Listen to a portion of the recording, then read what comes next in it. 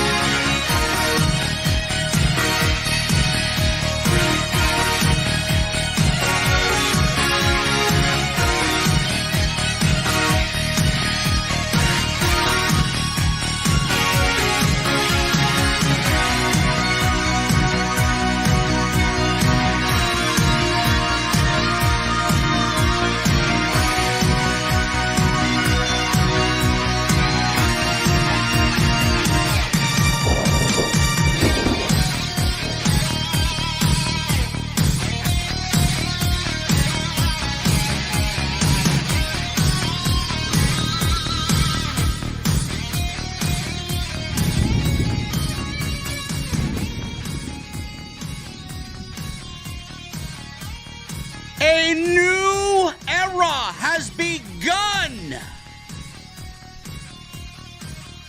in AEW, and his name is MJF.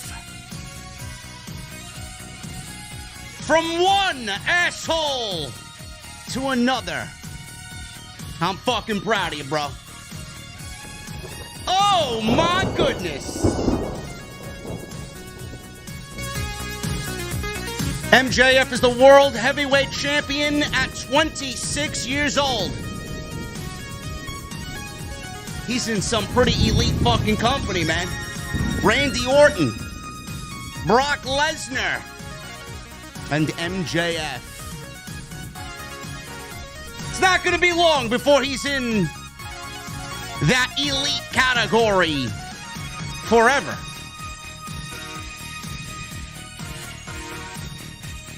What a show tonight, man. Full Gear.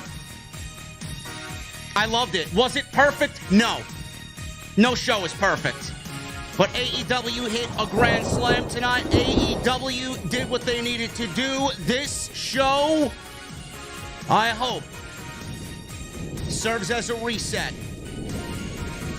for AEW going into 2023. We're going to talk about all the big happenings tonight. The venue is open late. The beverages are on ice. And we're rocking and rolling like we always do. I'm about to meet you guys over there, man. My beverage is actually almost empty, but it's ice cold. I'm about to get myself another one, man. But I got one question before I get out of here. And I want to see those likes. Hit that thumbs up for MJF. And I ask, in honor of MJF tonight, what the fuck are you guys drinking? I'll see you over there.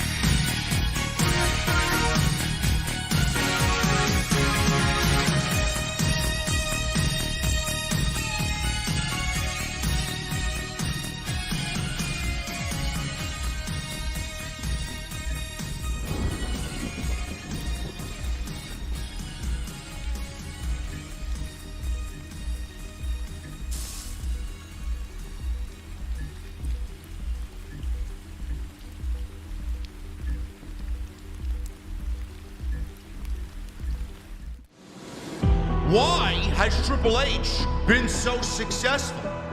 Why is Triple H running WWE better than Vince McMahon and Bruce Pritchard on Monday and Friday night? Long-term booking.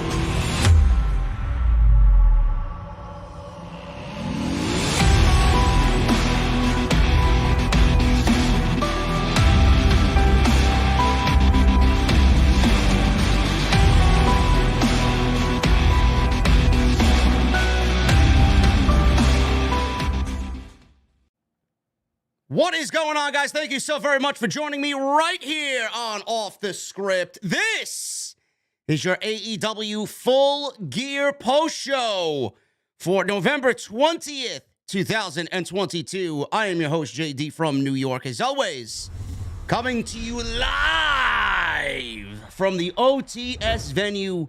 Thank you guys so very much for joining me and Jesse on this early Sunday morning, wherever you may be. Man, it's 34 degrees in New York City right now, bro. But, oh my goodness, It is scorching hot in Newark, New Jersey, bro. A new era, Jesse, has begun, and that era is MJF, man. I'm from one New York asshole to another, bro. I'm fucking happy. I'm proud. Love it.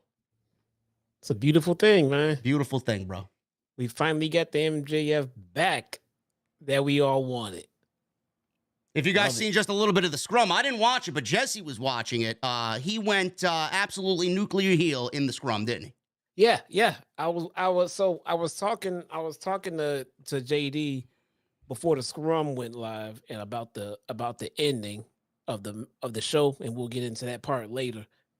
But then so I started watching the scrum, and I watched MJF come out, hijack the scrum, call everybody fucking assholes and idiots for believing everything that he fucking said. And we're all fucking retards. And then he's the champion. He's gonna bring prestige back to this company. And then he just fucking left. Gone. And Tony's just sitting there with that same look on his face after the last scrum, just sitting there like, okay, any questions? So good, man. Man, this show, listen, I want to start off. I'm in a good mood tonight. Jesse's in a good mood tonight. This was a very good show. This was. Now, I wouldn't even say a very good show. I thought this was a great show. Fantastic. Tonight was a great show. Wasn't perfect. No show ever. No wrestling show you ever watch is perfect, okay? But tonight was an excellent show for AEW standards. I felt the old AEW in Newark tonight. I felt it all throughout this entire show, minus a thing or three. And Jesse, I believe with what we talked about, I feel like AEW was cold coming in. I feel like there was no sense of urgency. I felt like things were being booked on the fly. I feel like things weren't really given a chance to really develop. It wasn't really, to me, like the old AEW, where long-term booking was the predominant force in AEW. Tonight, bro, I feel like with the decisions that they made, look at the decisions that they made. MJF is the world champion. Jamie Hayter is now the new AEW Women's Interim Champion. And I love Sean Spears' tweet tonight. It's either champion or not. Fuck this interim bullshit. We'll get to that in a second. Jamie Hayter is the new AEW. Record, he's not a champion anywhere. So throwing that one out there. Jamie Hayter, the new AEW Women's Champion, and the acclaimed, the AEW Tag Team Champions, bro. The heart and soul of AEW right now is their homegrown talent. And I feel like what they did tonight was not only turn the page, but my God, man, this absolutely, I hope to God that Tony Khan is planning a reset, man. This felt like a fucking reset of the entire brand going into the rest of November, December, and on into 2023. This was a great rebuilding phase for AEW tonight to get back on the right track. It felt like a very hard reset and a very well needed one. Yes. MJF is back to clearly being the absolute top heel in the company. I do have a small concern about who is supposed to be his arch rival, who's the number one baby face in the company. But I think we have time to establish that, because it could be a couple of people. I mean, I know we got great people to challenge him for the world title. That's not the question. I'm talking about a clear-cut number one top baby face in the whole company. And I think we can get there, but you got to establish one thing first. You need somebody to step up and want to dethrone someone and take someone off the top of the company, and that right now is MJF. Yeah, I think what they did was absolutely hit the reset button tonight. The decisions that they made were excellent decisions. We're going to go over Jamie Hayter's big win. That's something that I was very happy about as well. I'm glad Tony Khan pulled the trigger on that. We're going to go over the Acclaimed and what they did and the story there with Keith Lee and Swerve Strickland. Excellent stuff there. The steel cage match with Jungle Boy, Jack Perry, and Luchasarus. Probably the best steel cage match, one-on-one, in all of 2022. The Fatal 4-Way with Chris Jericho defending the Ring of Honor World title against Sammy Guevara and Bryan Danielson along with Claudio. Excellent Fatal 4-Way. May have been the best Fatal 4-Way all year in 2022. They had some excellent matches tonight from top to bottom. Saraya, we're going to go over that. She was in the ring for the first time in 5 years against Britt Baker. And she looked, for the first time in 5 years, I know people are going to be picking on her, and I know people are going to be ragging on it. I thought she looked good. We're going to talk about that. Britt Baker looked like a real professional out there with what she did. We're going to go over that. There's a lot of stuff to get into, guys. All in all, Full Gear to me was the best AEW pay-per-view besides AEW Revolution in February. This may have been the second best pay-per-view that they put on all year. I thought this was an excellent show, and Tony Khan and company should absolutely be proud. Jesse, you want to add anything before I get into the intros, and then we're going to hit this review hard, and we're going to get into it? Yeah. No, man. Fantastic show. Very, very much so a reset. Like you said, they came in cold. They came out hot. The pay-per-view, like we said before in the lead up, there was just not too much heat going into it, but we expected a fantastic show, and that's exactly what we got. So, I mean, all in all, excellent show. yes. Thank you guys so very much for joining us, man. I know there's a lot going on. There are people that are not normally live right now. There's an AEW media scrum going on. Who wants to listen to the fucking geek journalists out there? You want to be in the OTS venue with Jesse and me drinking your cold beverages, man. Thank you guys so very much for joining us right here on OTS. I'm going to need you guys, if you enjoyed the show tonight, this is your little homework assignment for tonight. If you enjoyed the show tonight, I'm going to need you to hit that thumbs up. We're going to ask for no less than 1,000 likes minimum right here on the post show. So make sure you guys hit that thumbs up. Follow me on social media at JDfromNY206. That's Twitter, Instagram, TikTok, and Cameo. Make sure you guys hit that subscribe button down below. We are 300 away from 139,000 subscribers. I'd love to hit 140 before the end of the year. So thank you guys very much for all of your support there on the channel. Tons of content for you. Go and check that out all throughout the week. It's on the homepage. Make sure you guys go check the live section on the homepage as well. All my live streams are there. Super chats are open. You're going to get them on in. We got a couple of bombs already tonight. We got a $49.99 mini bomb in the chat already by KW. We got some new members, and we got some recommitments to the VIP club as well. If you guys want to become a VIP, a channel member right here on the podcast, all you got to do is click that join button and become a VIP. Sit VIP right behind me in the venue. Channel members get new emotes. You get badges next to your name. You guys get early content. Tons of stuff, man. So make sure you guys go check that out. And I want to make sure you guys are aware we got new merchandise, man. Exclusive merchandise, limited merchandise. Right now, lucharillas.com. Lucharillas and Off the Scripts collaborated on one hell of a design, man. That is JD Rilla. So make sure you guys go get that out, and get it out to yourselves because it's only going to be available for 3 weeks. Lucharillas.com. All you're going to do is search JD from NY or Off the Script, and you're going to get yours today, man. 3 weeks, and then it is gone. But I will say this. I'm working on a new design that will also be a limited one right before Christmas. Hopefully, I can get it out. So you guys got some new merchandise coming right before the end of the year. Lucharillas.com. So go get your new limited merchandise right here, courtesy of the podcast. Jess, you want to add anything? You got a PlayStation 5 raffle going on that's going to be concluding soon? I do, man. Thank you. We have less than 2 weeks left before we finally raffle off this PlayStation 5. Join me on Monday for my dark watch along and Tuesday, because I will also not only be having the opportunity to buy your way into the raffle, but I will be flat out giving away raffle entries thanks to a member VIP in Steven Abaddon Loving Vandelli. Vandelli. He has graciously purchased over $100 worth of raffle tickets and said that I'm at liberty to give them to fans of my channel. So join me, and you could win a free raffle ticket and flat out win a free PlayStation 5. There you go. Who doesn't want a PlayStation 5 right before the holidays, man? 825 disc-based system. I use mine daily. Yep. Love it. Hey, what's your Modern Warfare 2 rank? We are at 90. Oh, fuck off. You got to play DMZ, bro. DMZ level up a lot. I actually really like DMZ for some reason. I didn't think I was gonna like it, but I do quite enjoy it. I played it once. It was a lot more going on in there than Warzone, so I got to get back into it. Yeah, it's good. I would recommend. If anybody's playing Modern Warfare, I would recommend DMZ. It's a fun time. AEW Full Gear. Tonight was a fun time. Pre-show. I watched the pre-show. I wasn't overly impressed with what I saw in the pre-show, but we're going to quickly go over just the winners. We're not going to break down these matches as they didn't really pertain to anything moving forward outside of one.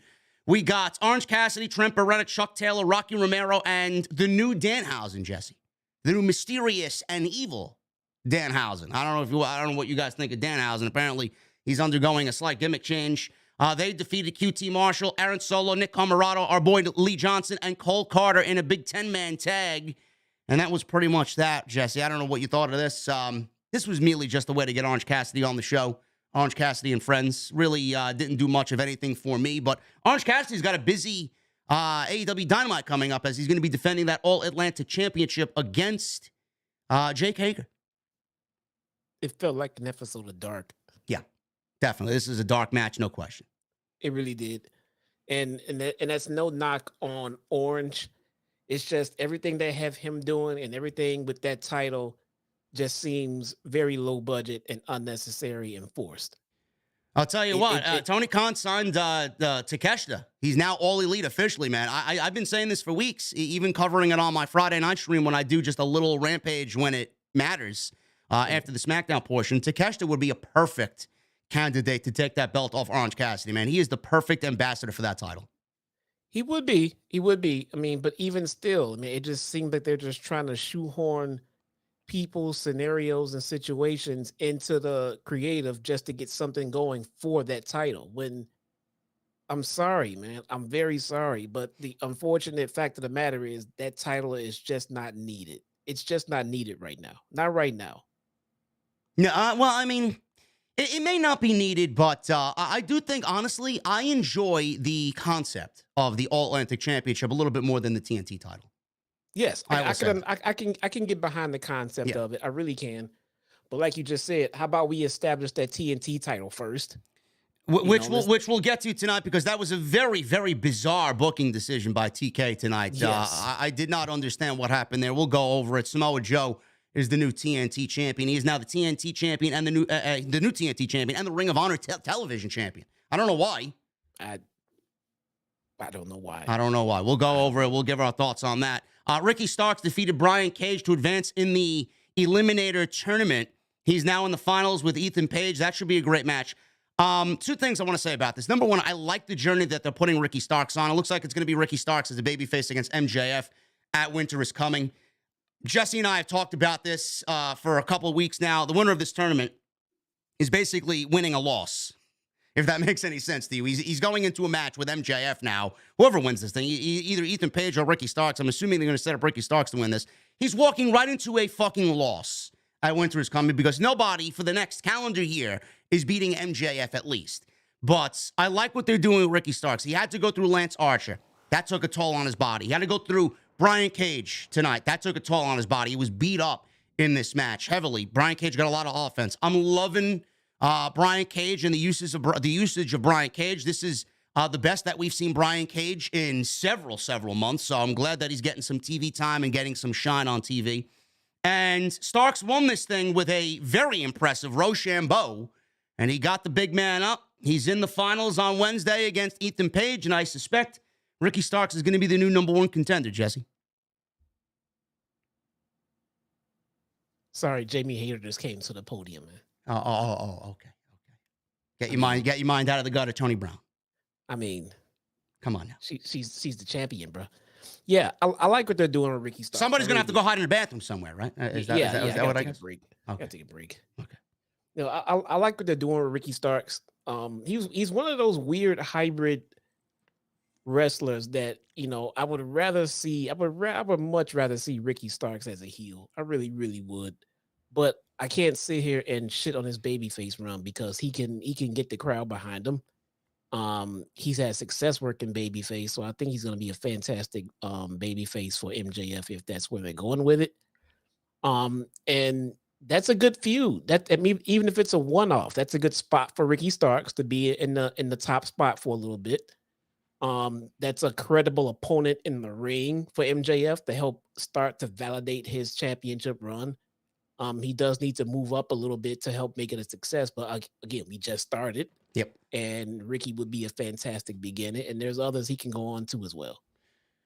Yeah, Ricky needs to, if he's going to go into this match with MJF, this is the last thing I'll say on this, because we'll get the match on Wednesday. We'll see what happens then. And then obviously going into Winter is Coming. If that is the planned match, they need to come up with a way where it's not just Ricky Starks going into this match, taking a loss, and then disappearing for another 6 weeks, only to reemerge with a new feud. They need to build something out of that match where it keeps him consistent on television and sets up his next feud so he continues to look strong going in and also coming out. So I hope that Ricky Starks is really treated well at Winter is Coming if he is indeed the guy to go up against MJF. That's all I'll say. I don't want him to go away. He's very over with the crowd. He's very over here in New Jersey. People want to see him, and I hope Tony Khan uses him a little bit better going into the winter months. Yeah, that would be very easy to do. In terms of just producing a good match, which they can do. And at the ending just needs to be someone whoever's going to feud with Ricky next needs to get themselves involved in the ending of that match. Yeah. That's all. So then they have something to go ahead and spiral off from that match into Ricky's next feud. Yes, absolutely. Eddie Kingston defeated Jun Akiyama. This is nothing more than a dream match for Eddie Kingston. He got his dream match. They gave them a decent amount of time. This was the third and final match on the 0-hour pre-show. I love what Tony Khan does, when he wants to go out there and treat people right and give them what they want. He gives Eddie Kingston Jun Akiyama here on the Full Gear card on the pre-show, so he got what he wanted. Nice little back and forth here. Not really invested in what Eddie Kingston and Jun Akiyama go on. It was just a treat to see Eddie Kingston happy and get what he wants here. We all love Eddie Kingston. And he won with his spinning back fist. So that was pretty much it. Kingston took the microphone post-match and said not to thank him. It's about thanking the fans for showing up and thanking Jun Akiyama for the match. Kingston shows respect to the Giant Baba and other Japanese legends, Antonio Inoki, and et cetera, et cetera. And he hopes he made them all proud with his match tonight against Akiyama. He went to run down the pay-per-view card himself. He kept asking the producer out on the ringside area how much time he has, and he was joking about he got cut off. He was talking about some of the matches that he wants to see, and before he got to the women's match, he was very interested in Toni Storm and Jamie Hayter. He's like, oh, that's all the time I got, goodbye. And then he left the ring, and people gave him a big Eddie chant. So Kingston wins, no more, no less, but I'd like to see Eddie Kingston a little bit more involved moving forward as well. I think he's still got a lot of value in him on AEW television, but Eddie Kingston, bro. Who doesn't like Eddie Kingston? Yeah. Eddie has had a little bit of a bump in his reactions to the crowd and everything else, but that could be another one. Eddie Kingston can be a fantastic feud for MJF for that world title. Yes. Fantastic. That would be works. Yep. I mean, that'd be great. That'd be a great feud. MJF, bro, would be the one guy, if you want to sell Eddie Kingston to the fans as one last shot at winning the big one. MJF is the perfect opponent for him to just go out there and demoralize Eddie Kingston and beat him and crush his dreams. I mean, to me, it would be a main event match. If you build it up right and the story is there, it could easily main event a Revolution or a Double or Nothing. And then the promo work, like you said, would be fucking fantastic. I mean, I hope that is one of the directions that Tony Khan does take MJF into in 2023. Yeah, well, yeah. See, the build up and the promo work alone would be so great in selling us on that being a main event, because Eddie, like you just said, Eddie's gonna go out there and he's gonna break him down. He's gonna chop him down. If there's anybody in the back that can hang with MJF on the mic right now, it would be Eddie Kingston. Yeah. So he's gonna break him down. He's gonna verbally beat him down, and then when it comes to the match, Eddie's gonna put him over. So and I think that could be I mean, if we're gonna lose to nefarious means, if we're gonna win by nefarious means with Ricky Starks, I think Eddie Kingston will be a good clean win for MJF for his next match. Yes, I agree. I think that would be fantastic. Hopefully somebody's listening. Make that happen, man. I'd love to see that. That's a great main event for a Revolution. Yeah. Now we start the show, and we're starting off hot. Jungle Boy Jack Perry and Luchasaurus with Christian Cage in a steel cage match opened AEW Full Gear. This was an absolute war. This was the best one-on-one steel cage in all of 2022, in my honest opinion. And I loved everything about this. I love the fact that Luchasaurus dominated most of this match. I love the come from behind underdog, getting his ass beat, bleeding from his fucking forehead all over his face. Jungle Boy Jack Perry. What an unbelievable effort to come back and win this match. And we even got a little Christian Cage getting involved in this thing because the steel cages in pro wrestling, they never keep everybody on the outside. There's always some shenanigans going on. But Jesse, this was not only, in my honest opinion, the best steel cage match one-on-one all year, but this was not only the biggest win of Jungle Boy's career, it's a win that's going to catapult him to the next level. And man, what a fucking performance by Jungle Boy and Luchasaurus. This was one hell of an open. It was fantastic. I don't know. There's not much more to say about Jungle Boy because he is the modern day version for AEW of a Daniel Bryan. Yeah. He really is. He's undersized and he has the fight and he has the backing of the crowd. He is everything you would want in a small underdog. And now that he has moved on, hopefully moved on from Luchasaurus and Christian Cage for right now. You know who I see in Jungle Boy's future? Samoa Joe. I could see that. Samoa Joe, big guy, small guy. He's gonna bump like holy hell for Joe. Gonna put up a good fight and everything else, and he's eventually gonna lose it, but still, that'd be a fantastic feud for to start off with Jungle Boy. I like that. I'm even thinking ahead. Yeah, I know it may be too early. I know for a fact it's too early, but and they have history with each other. Jungle Boy is also the perfect opponent for an MJF to really have him for the World Championship and really play that Daniel Bryan or Bryan Danielson-like role that he played in WWE. They are just destined to wrestle for the World Championship. I mean, it's been said countless times before when MJF and Jungle Boy were the pillars of this company at the start. And now you see where they are. They're 1,000 times better than what they were. I could see that in his future. It may be too soon. I would like it for Jungle Boy to go through the motions, bro. Like you said, start off with a TNT title. To me, it's their version of the IC title. Start off with that, and then when you win that and you have a nice reign, I don't know if anybody's gonna have a nice reign with that fucking thing. It seems cursed, but you have a nice reign with that, and then you have some wins under your belt with that championship. Then you get elevated to the main event. That's the way it should be. And I would really like to see the steps taken for Jungle Boy in that respect. Jungle Boy is at the podium right now. Yeah. He looks like he just got his ass kicked. Good. And he's eating pancakes. He's eating pancakes. Where did he get the pancakes? We need to know where he got the pancakes from. Did he get them from Waffle House? I know where those pancakes are from, bro. Those are Mindy's pancakes. Mindy's makes pancakes? Nah, I don't know. Oh. All right. I don't know. I mean, his face looks way more fucked up than I remember it looking after his match, to be honest. And now he's at the podium at the scrum eating casually. Good. This is weird. Is there a Waffle House in Newark, New Jersey? I don't know. This is really fucking weird. I've been to the IHOP at the wee hours of the morning after a nice drinking binge. Not fun. Not fun. There's a couple of strange people around at that time in IHOP, but good for Jungle Boy, man. He seems like he's having a good time there. This was an excellent match. I'd love to see him go through those steps. Maybe TNT title. I think he would be a perfect opponent for Samoa Joe. But, man, this match was great. So, Luchasaurus got in the face of Bryce Remsburg early on in this thing. And remember when I said that Christian Cage got involved? Well, Christian Cage was on the outside. There was two referees, one on the inside, one on the outside, and he picked the referee's pocket on the outside, tried to take the key. He took the key.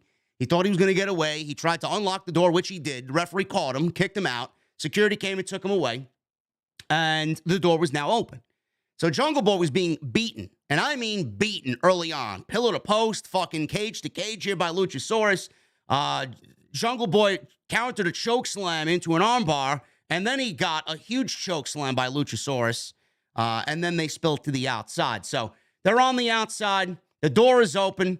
Perry nailed a dive from the ring to the floor. Luchasaurus blocked another dive and threw Jungle Boy into the cage, lawn darted him. Luchasaurus threw a table and 2 chairs and Jungle Boy into the ring. So now we got items. We got some Home Depot items in the ring.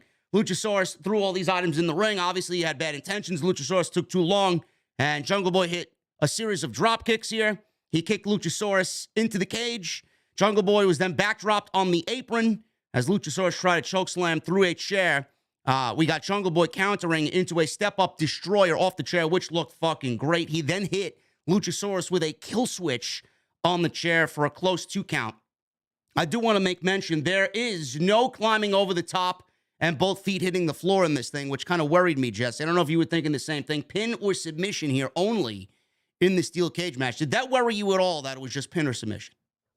It didn't worry me, and I gotta tell you something. I gotta admit, climbing the cage or escaping through the door to get out, to me, it just really fucks with my psyche as far as the spots in the match, because at any given point, when you execute a halfway decent move, what's to stop you from running for the door and running out? Yeah. You can go throw them into the cage head first. They're going to fall and hold their face for 5 seconds. It'll take me 3 seconds to run to that door and get out of it. So, like, it makes more sense. That's why I was a bigger fan of the Hell in the Cells and things like that, where you gotta get to your conclusion the same way as a regular match, just in the confines of the cage. Because escaping the cage, it's created so many loopholes for me to just to not look into. So I was happy about the way that they booked this one. Yeah, I could see where you're coming from with that. It does create a little bit of a logic gap there, a little bit of a suspension of belief. You know, I don't really like it per se, but in this case, I know we made a big deal about Luchasaurus not being pinned. So that's the reason why I brought it up. You know, Luchasaurus needs to remain looking strong. He did look strong in this match. I have no problem with the outcome. Some people have a problem with the outcome, but I did not.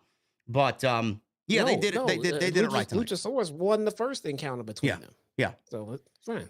So Jack Perry went for another move, launching himself off the chair, but this time Luchasaurus blocked it into a chokeslam through the chair. Now he's in the corner. Jungle Boy fought free and hit an avalanche sliced bread, and they're both laying in the middle of the ring, and they probably took a page out of the Undertaker and Brock Lesnar match way back when at SummerSlam. They both sat up and they start looking at each other and start talking shit to each other. I've seen some people say that they took a page out of the original Undertaker, Shawn Michaels, Hell in a Cell, which I could also see as well.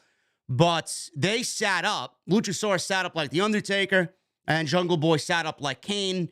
They both looked at each other, and they had a slugfest in the middle of the ring. Jungle Boy refused to stay down.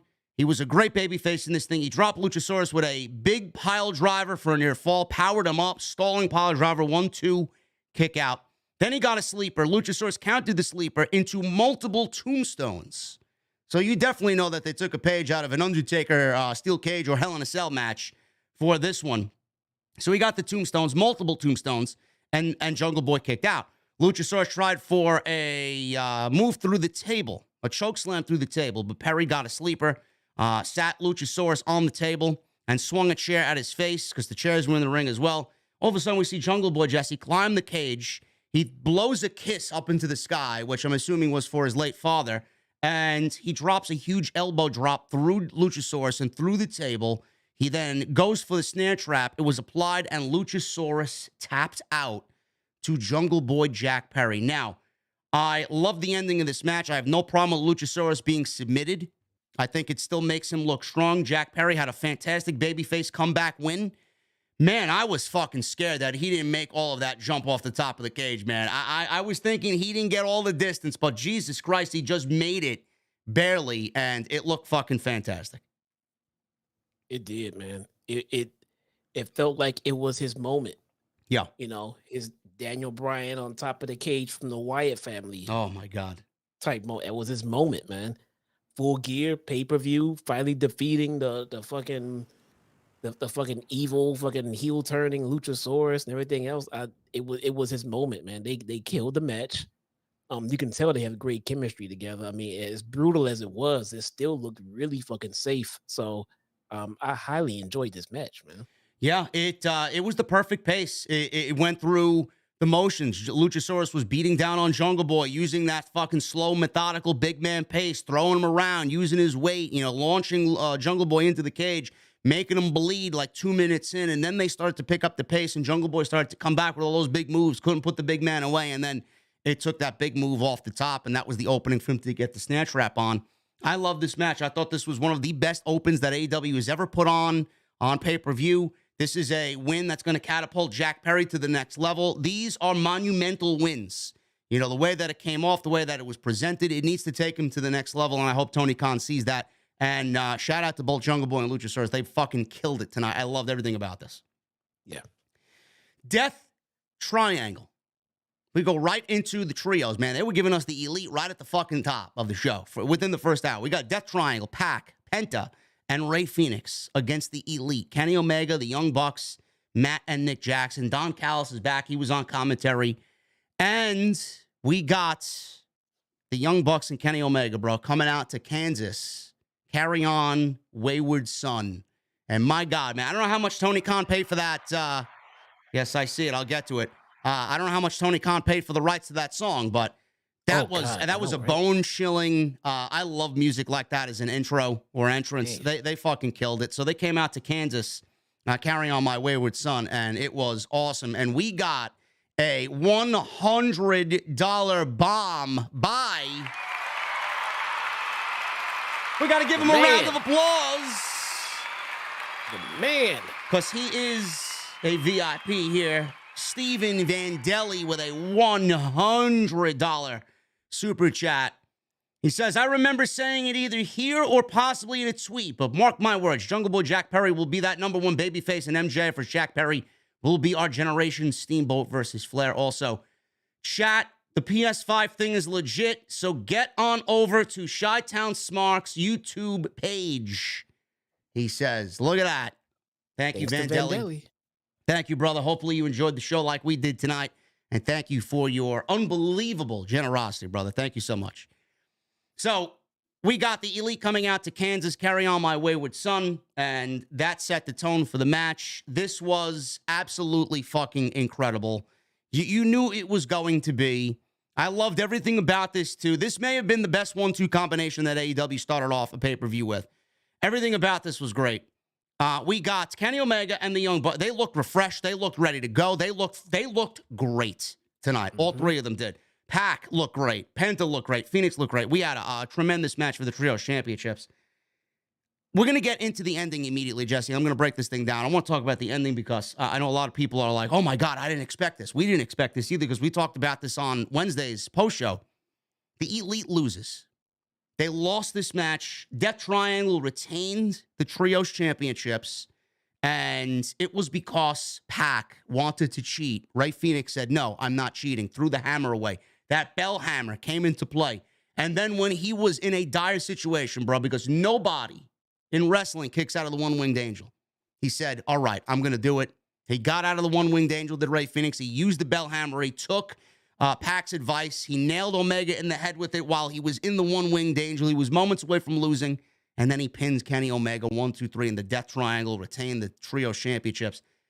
Shocked is an understatement, bro. We both had the elite winning this, and we said, Jesus Christ, I thought Death Triangle was going to be transitional champions. This is a bad decision. We talked about it, bro. You specifically brought it up. We both feel Kenny Omega is better as a singles instead of in a trio. But, my God, man, Tony Khan made a very shocking decision here. Death Triangle retains the titles. Yeah, I mean, and it was shocking. I was completely on board with it and happy. Yes. And then we found out why Death Triangle won. We did find out why Death Triangle won because Tony Khan, later in the evening, has announced a best-of-7 series, with this match being the first. A best-of-7 series. So Death Triangle's up 1-0 for the Trios Championship. So I don't know what this entails, bro. Is the Trios Championships on the line in every match? Did we get any information on that, or is it whoever wins the series is the Trios champions? That's the part that made no sense. So tonight the titles were on the line, but now are the next 6 matches the titles not on the line, and it's just the best of 7 wins? Somebody in the scrum, you got to ask these important questions, bro. There's no reason why I got to be here and not there and bring up these fucking questions. And match 7 is in Los Angeles, bruh. Yes. Bruh, come on. I mean, can you make it any more predictable, DK? I mean, really?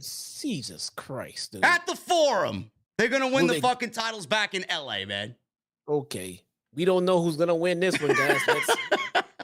Let's watch it and see and hope and pray that the Elite can pull this one off.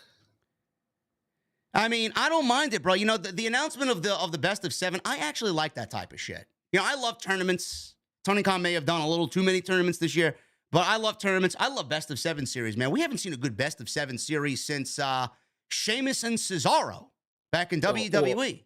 Or since Bruce was booking Monday Night Raw on a frequent basis. Yes, or that. But that was unintentional best of 7 series because they had fucking Alzheimer's over on Monday night with him fucking writing the show with Vince McMahon. I don't mind a good best of 7. I don't know what the crowd thinks. I don't know what the chat thinks, but I like it. I don't want to see any match 7 fucking times. But if there's, I'm gonna be honest here, man. Listen, I get where you're coming from, but if there are 6 guys, bro, that are gonna change shit up, it's gonna be these guys. I don't think you're gonna use. I don't think you're gonna see the same 6 matches. Who even says it's gonna go 7 matches? It may not make Los Angeles, man. It's too predictable. You know, Tony Khan gave us a shock win here. We all thought the Elite were going to win in their return. And look, he gave us the Death Triangle. Who's to say he's not doing the same thing with LA, man? LA may be a red herring. No? Okay. I don't know.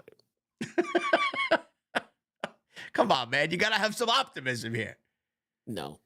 Look, I have no problem with the Elite being the Trios champions. Clearly, that is the dream for TK or whoever is booking them. I mean, they minted those titles for them, and they can't wait to get it back on them. They even set a date of when it's going to happen. All right, a date and a location of when it will happen. Let me ask you this question now. Looking at it going forward, would you rather them win the titles in a best of 7 series weeks from now in January in LA, or would you rather have had them won the championships tonight and make Death Triangle basically interim champions without actually calling them interim or transitional champions tonight? Which would you rather have? I'd say what I'd rather have had. So Death Triangle wins tonight. Awesome. And if the ultimate goal is for the Bucks to win in 6 weeks in LA, I would rather just see 6 weeks of build and have that match built up to be the main event for that LA show, to be a special Dynamite episode where we finally get that rematch and then the Bucks win. I can't argue with that because that's probably what I would have done. Give me a Kenny Omega versus Penta match. Give me a Kenny Omega versus Rey Fenix or a Kenny Omega versus PAC or listen, man, if you're going to get Lucha Brothers versus the Young Bucks on a fucking dime, who's going to complain, man? Really? Yeah. Who's going to complain? Or PAC and a Rey Fenix. It doesn't have to be the Lucha Brothers. It could be a mixture of them. Or we could get Omega and Matt Jackson. It just mix it up. You know, get everybody involved. I would go that route. I absolutely agree with you.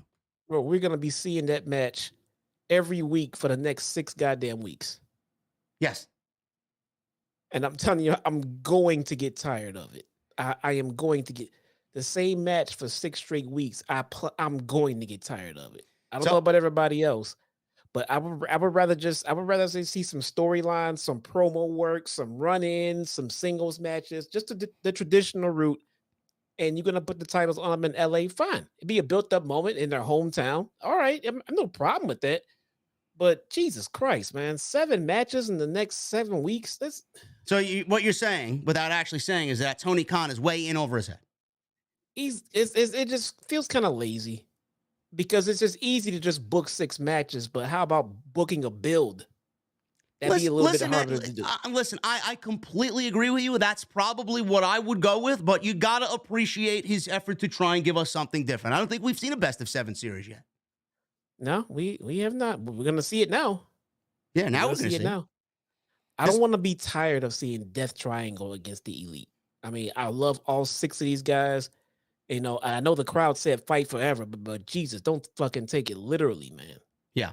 Like all these matches, I mean, they're so difficult to fucking do play-by-play on. I mean, this is a podcaster's worst nightmare when you got to write fucking notes like we all do during these shows to come on here and talk about it in front of you guys.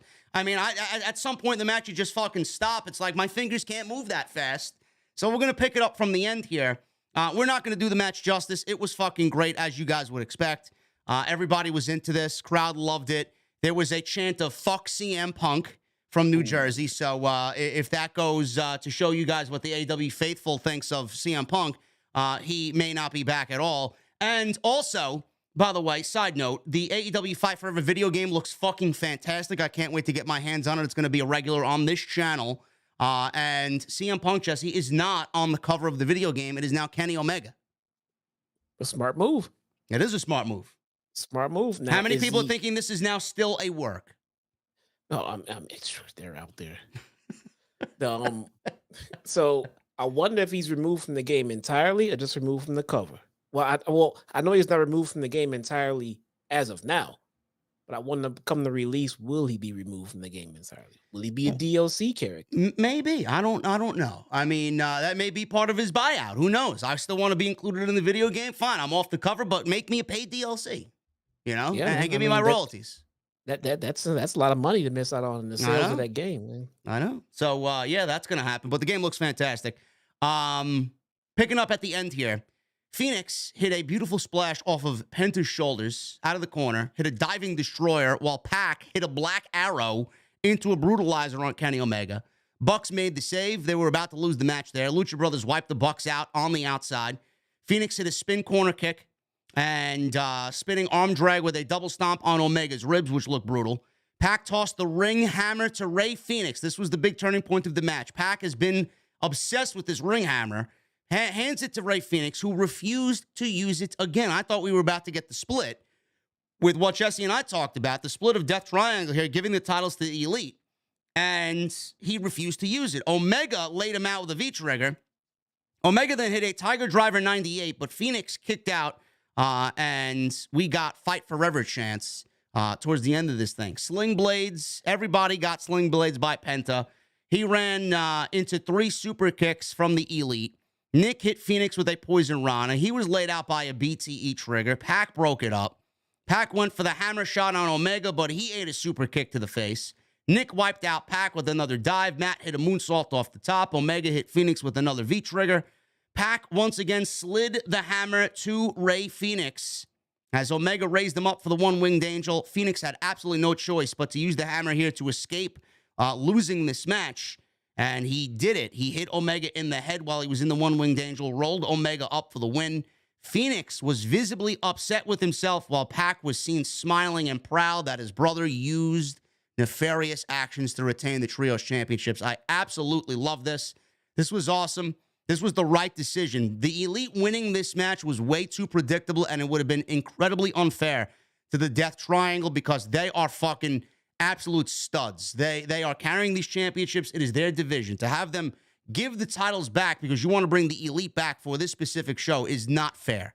So I'm glad that Tony Khan and the Elite made a rational decision to say, you know what? They deserve a run.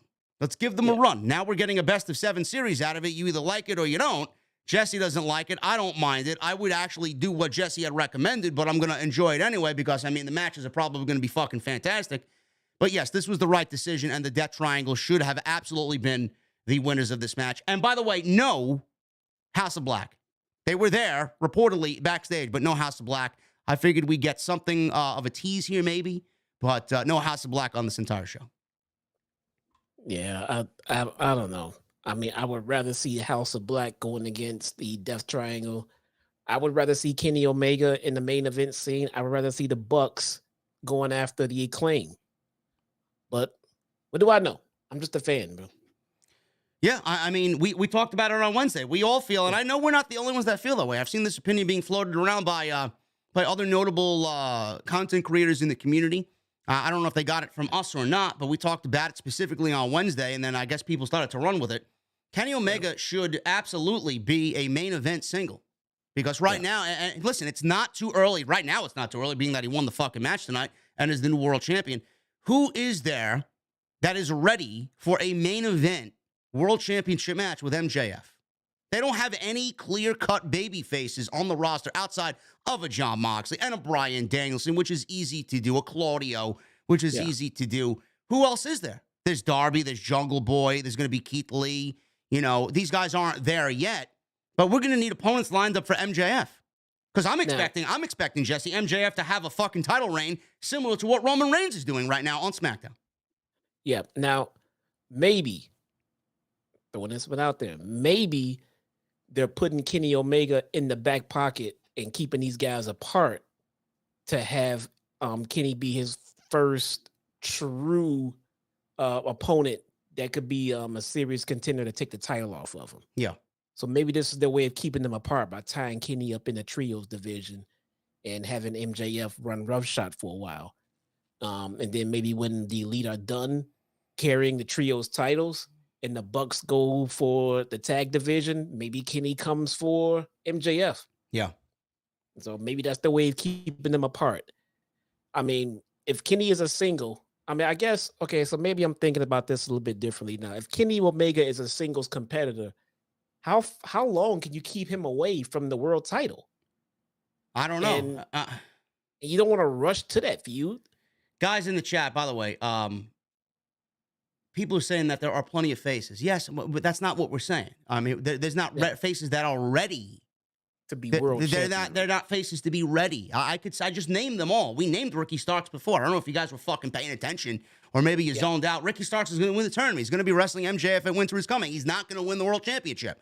I mean, nobody's winning the World Championship. Darby Allin, Jungle Boy, Keith Lee. We mentioned these guys. Wardlow is not even in the discussion right now.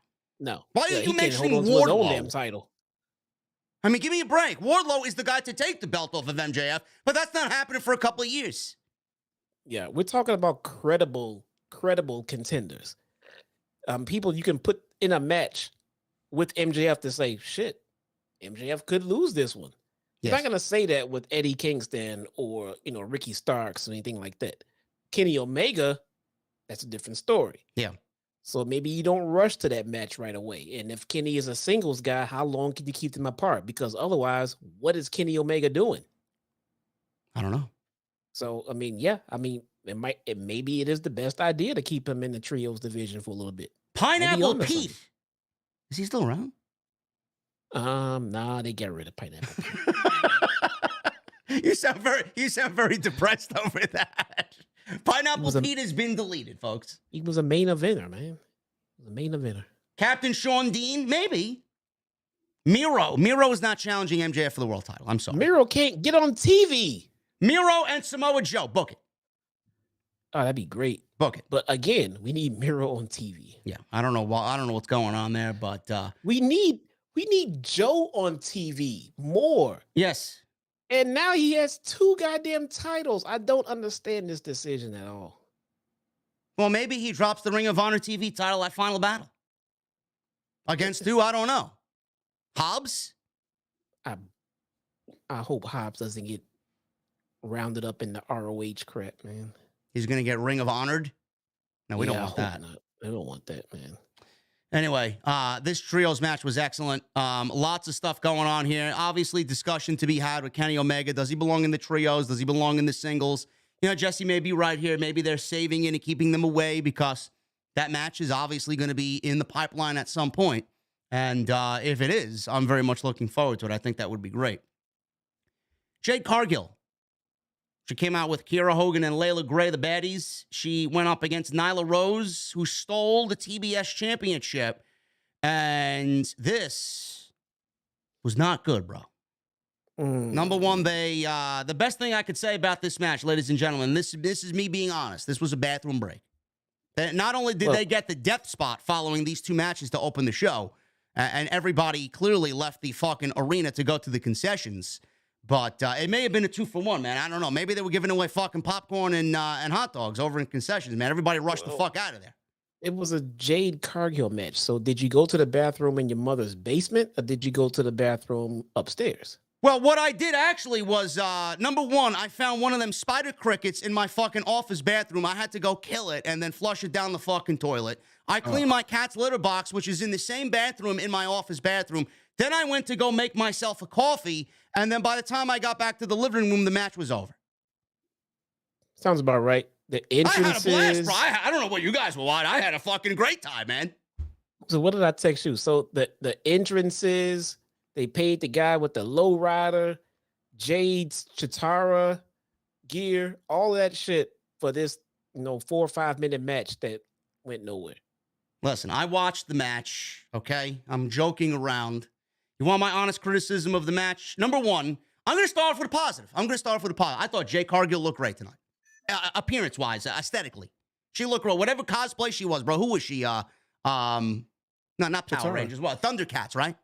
Yeah, Chitara. Yeah, she looked great. I thought she looked great. Looked weird.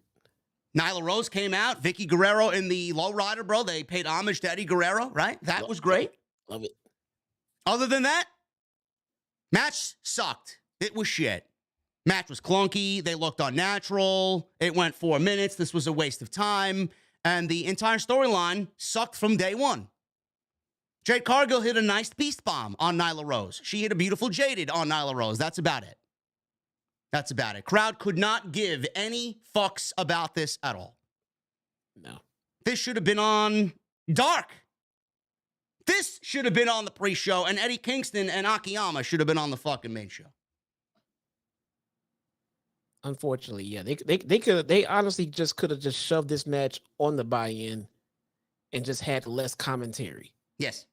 I mean, this could have fit, right? It was like a 4 or 5 minute match. It could have fit right there in the buy-in. So, Jaded for the win, and Jade Cargill is now 41-1. Where did she take the loss? She took the loss from me because of what she did. There you go. I'm going to get it on a T-shirt somewhere. And Jesse's going to be the first buyer. Mad because you're in your mother's basement, man. Can't do a pull-up. I'm in my mother's basement. I'm poor. Same thing. All same thing.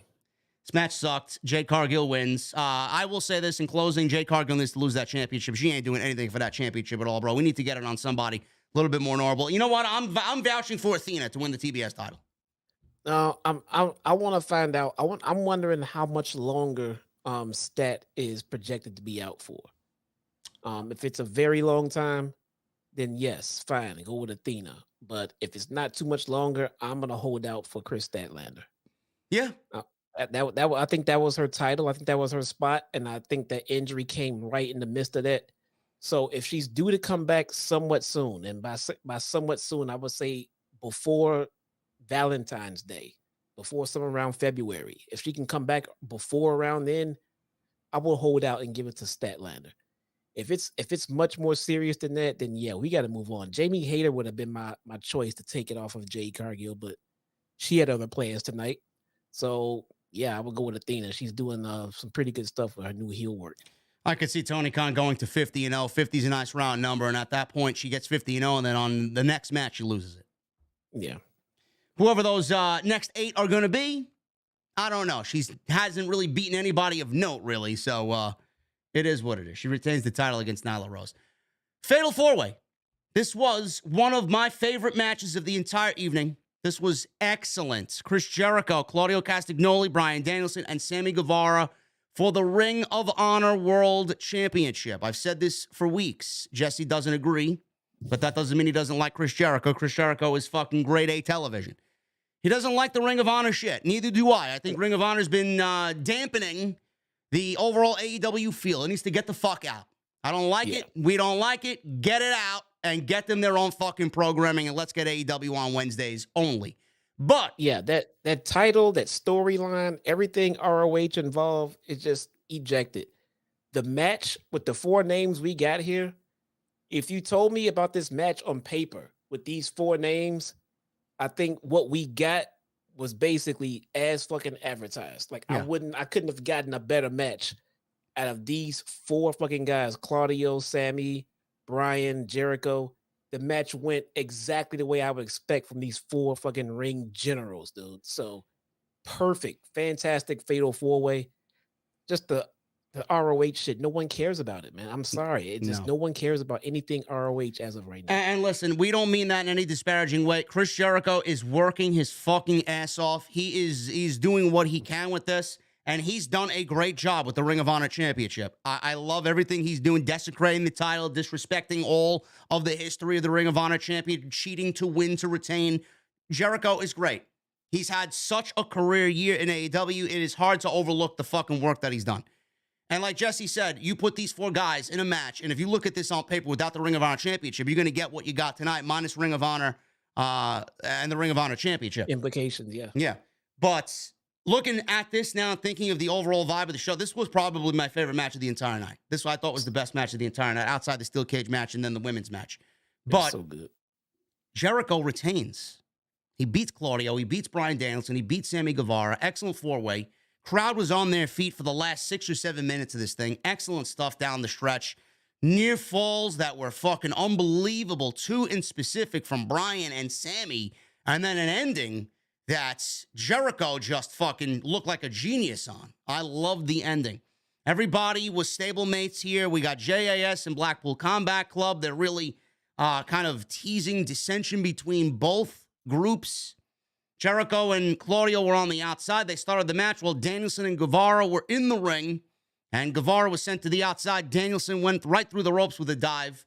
Jericho rammed Danielson into the steel steps. They go back into the ring, and Danielson is chopping away at Jericho and uppercutting Jericho. So now we got a Blackpool Combat Club 2-on-1 here. Guevara made the save. Castagnoli and Danielson hit charging corner attacks, shook hands, and then started going at each other. So there was no friends in this thing. Everybody was every man for himself here. Rolling armbar by Danielson, but Castagnoli powered into a series of near falls. Jericho fought off both guys, and they were planted with a double flapjack into a double single leg crab. Guevara put a stop to that with a double cutter. He tried to steal the pin, and then Jericho and Guevara posed for the crowd, and then they took care of Castagnoli and started working on Bryan Danielson. Jericho and Guevara, they took turns going at Danielson, chops, and then Danielson dished out some kicks. He started to make a comeback. Guevara landed on his feet after a super hurricanrana by Danielson, hit a standing Spanish fly. Jericho then landed a lion salt off the ropes, and he landed on both Guevara and Bryan Danielson. So 2 for 1 are there for Jericho. Castagnoli then tries to get in there, springing uppercut. Jericho countered him into a code breaker. Guevara broke up the pin attempt, and Jericho was shocked. So both men shoved one another. We've seen a little bit of a strike exchange here between Guevara and Jericho, and that ended up with Guevara getting a code breaker. So that was that. So Guevara, he tries to go for a Walls of Jericho, but Jericho countered into one of his own, and Danielson comes in. He breaks it up with a drop kick. He locked on the Walls of Jericho. Jericho no-sold Castagnoli, who was booting him in the face. He was hulking up here. So he dropped Jericho with a suplex and got on a sharpshooter. Jesse, what you told me via text, I agree with you. Who's got a better-looking sharpshooter right now than Claudio Castagnoli? I don't think nobody, man. He looks fucking great doing it. It just looks like fucking Bret Hart reinvented into fucking Claudio. It just looks so fucking crisp and fucking perfect, man. Everything about it. He's got a perfect form. He locked it in. Jericho tried to pin Danielson while in the hold, but Danielson, this was great. He was in the sharpshooter. He seen Danielson laying on his back, and he tried to crawl over to Danielson while in the sharpshooter and pin Danielson while in the move, man. It was fucking great. Danielson seen this coming. He twisted into a label lock, so now he's in the sharpshooter and the label lock at the same time. Guevara broke it up with some super kicks, and instead of going after Claudio or Danielson, Guevara opted to help Jericho up, and he dropped him with a GTH into a shooting star press for a close 2 count. I thought Sammy might have won the fucking match there, man. That was one of the best near falls of the entire night. So then we got anvil elbows from Guevara on Bryan. He was no-selling this shit. He was getting pissed off. And then he slapped Guevara right in the mouth.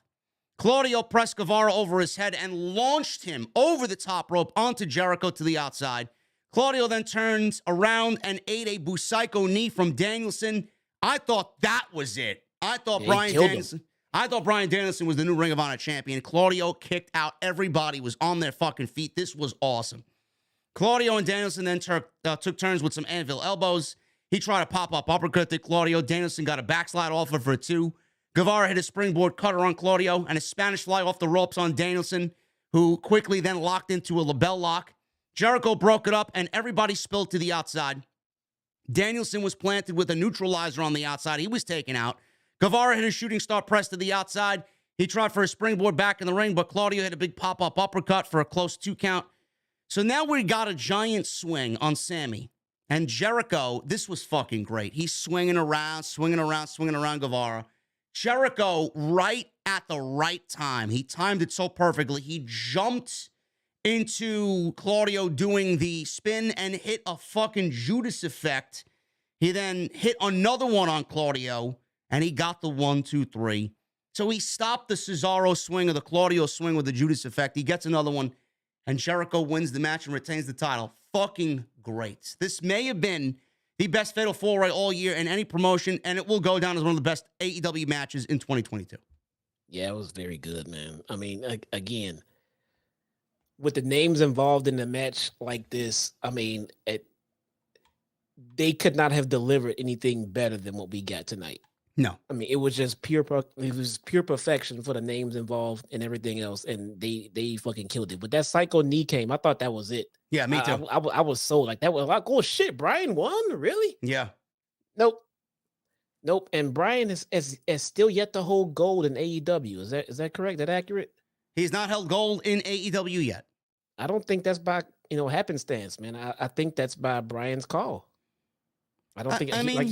It was probably the same way. It was probably the same way in WWE too. I mean, you could have made a case for him winning the World Championship from Roman Reigns or Edge when they had that triple threat match at WrestleMania, and nothing ever happened. Nothing ever materialized out of it. Everybody's like, "Oh, Brian's going to be in the main event. He's going to win the world title." No, nothing happened. He's made his intentions very clear when he gets signed. I just want to wrestle. Yeah. Well, Brian, what do you think about people saying you're going to be the needle mover and to help get the company over with these ratings? That's not my job. You got to talk to the boss for that. I'm just here to wrestle. Yeah, that's what he said. I'm just here to fuck. I want to kick some fucking heads in. That's all he had to say, and that's what he's been doing. He just wants to wrestle. Do you see? Now Jericho, by the way, is defending the Ring of Honor Championship on Wednesday again. More Ring of Honor stuff against Tomohiro Ishii from New Japan Pro Wrestling. That should be a fun match. I mean, I don't mind it because it's Jericho, like I said, but they're just continuing with the Ring of Honor stuff on Dynamite. So, and then, who do you think Jericho's going to be defending that title against at the Final Battle show, bro? Is it going to be one of these guys? Are we going to continue to see JAS versus Blackpool Combat Club, or are you kind of seeing a split of the Blackpool Combat Club with what we saw here and then what we saw in the main event with Moxley and MJF? Well, I'm calling the Blackpool Combat Club over. I mean, with Regal leaving and Yuda's on Twitter, calling Regal, call him like a fucking traitor or some shit. He got pissed at him, but I think the BCC is done, which is fine. It feels like Moxley's gonna finally get that vacation that he was supposed to take.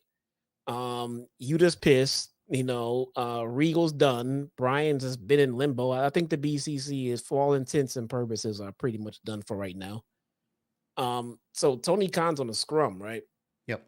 And someone just asked him about the ROH product and AEW and everything like that. And he said that it is his intention that AEW fans will not need to necessarily follow the ROH stuff to keep up. He also mentioned the pay-per-views. He said he doesn't think the AEW fans, he wants to get it so that they don't need to order the ROH pay-per-views just to keep up with the continuity of it. And he said that he wants to keep the storylines completely separate. He just said this about 5 minutes ago. He wants to keep the AEW and Ring of Honor shit separate. Yes. That's his ultimate goal. That's what he said. Okay.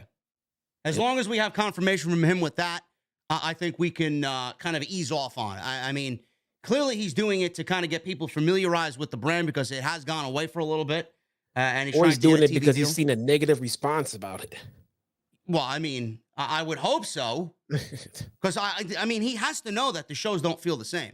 No. I mean, he's booking talent from Ring of Honor. Meanwhile, he's got 60% of a locker room in AEW that he signed for AEW that are not being used. Yeah. So. Or misused. Or misused, yes. Yep. So as long as he said that, that's fine. I'm happy to hear that. I don't know who asked that, but shout out to whoever asked that because I certainly would have asked if I was there. Yeah. Anyway, this was a great match. And Jericho obviously going into Final Battle as the world champion. Who does he defend against? I don't know. It could be Bryan. It could be Claudio again. It could be somebody that we are not thinking of as far as a Ring of Honor alum. I don't know. I don't know what Tony Khan's got planned for Chris Jericho, but time will tell. Saraya. First time in 5 years, she is in the ring against Britt Baker, Dr. Britt Baker, DMD.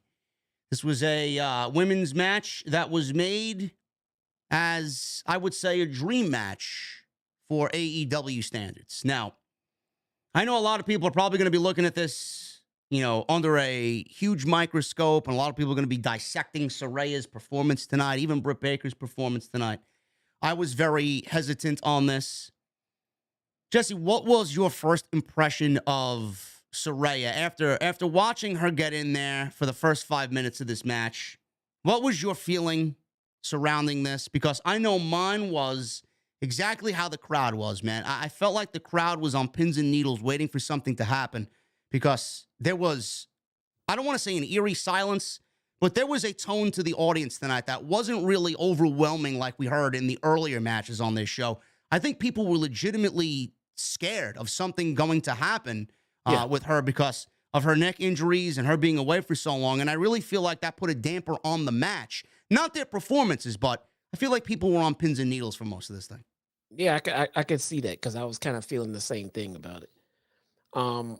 After we got a couple of spots in, a couple of bumps in, and they went well, I did kind of feel a little bit, a little bit more at ease about what was going on.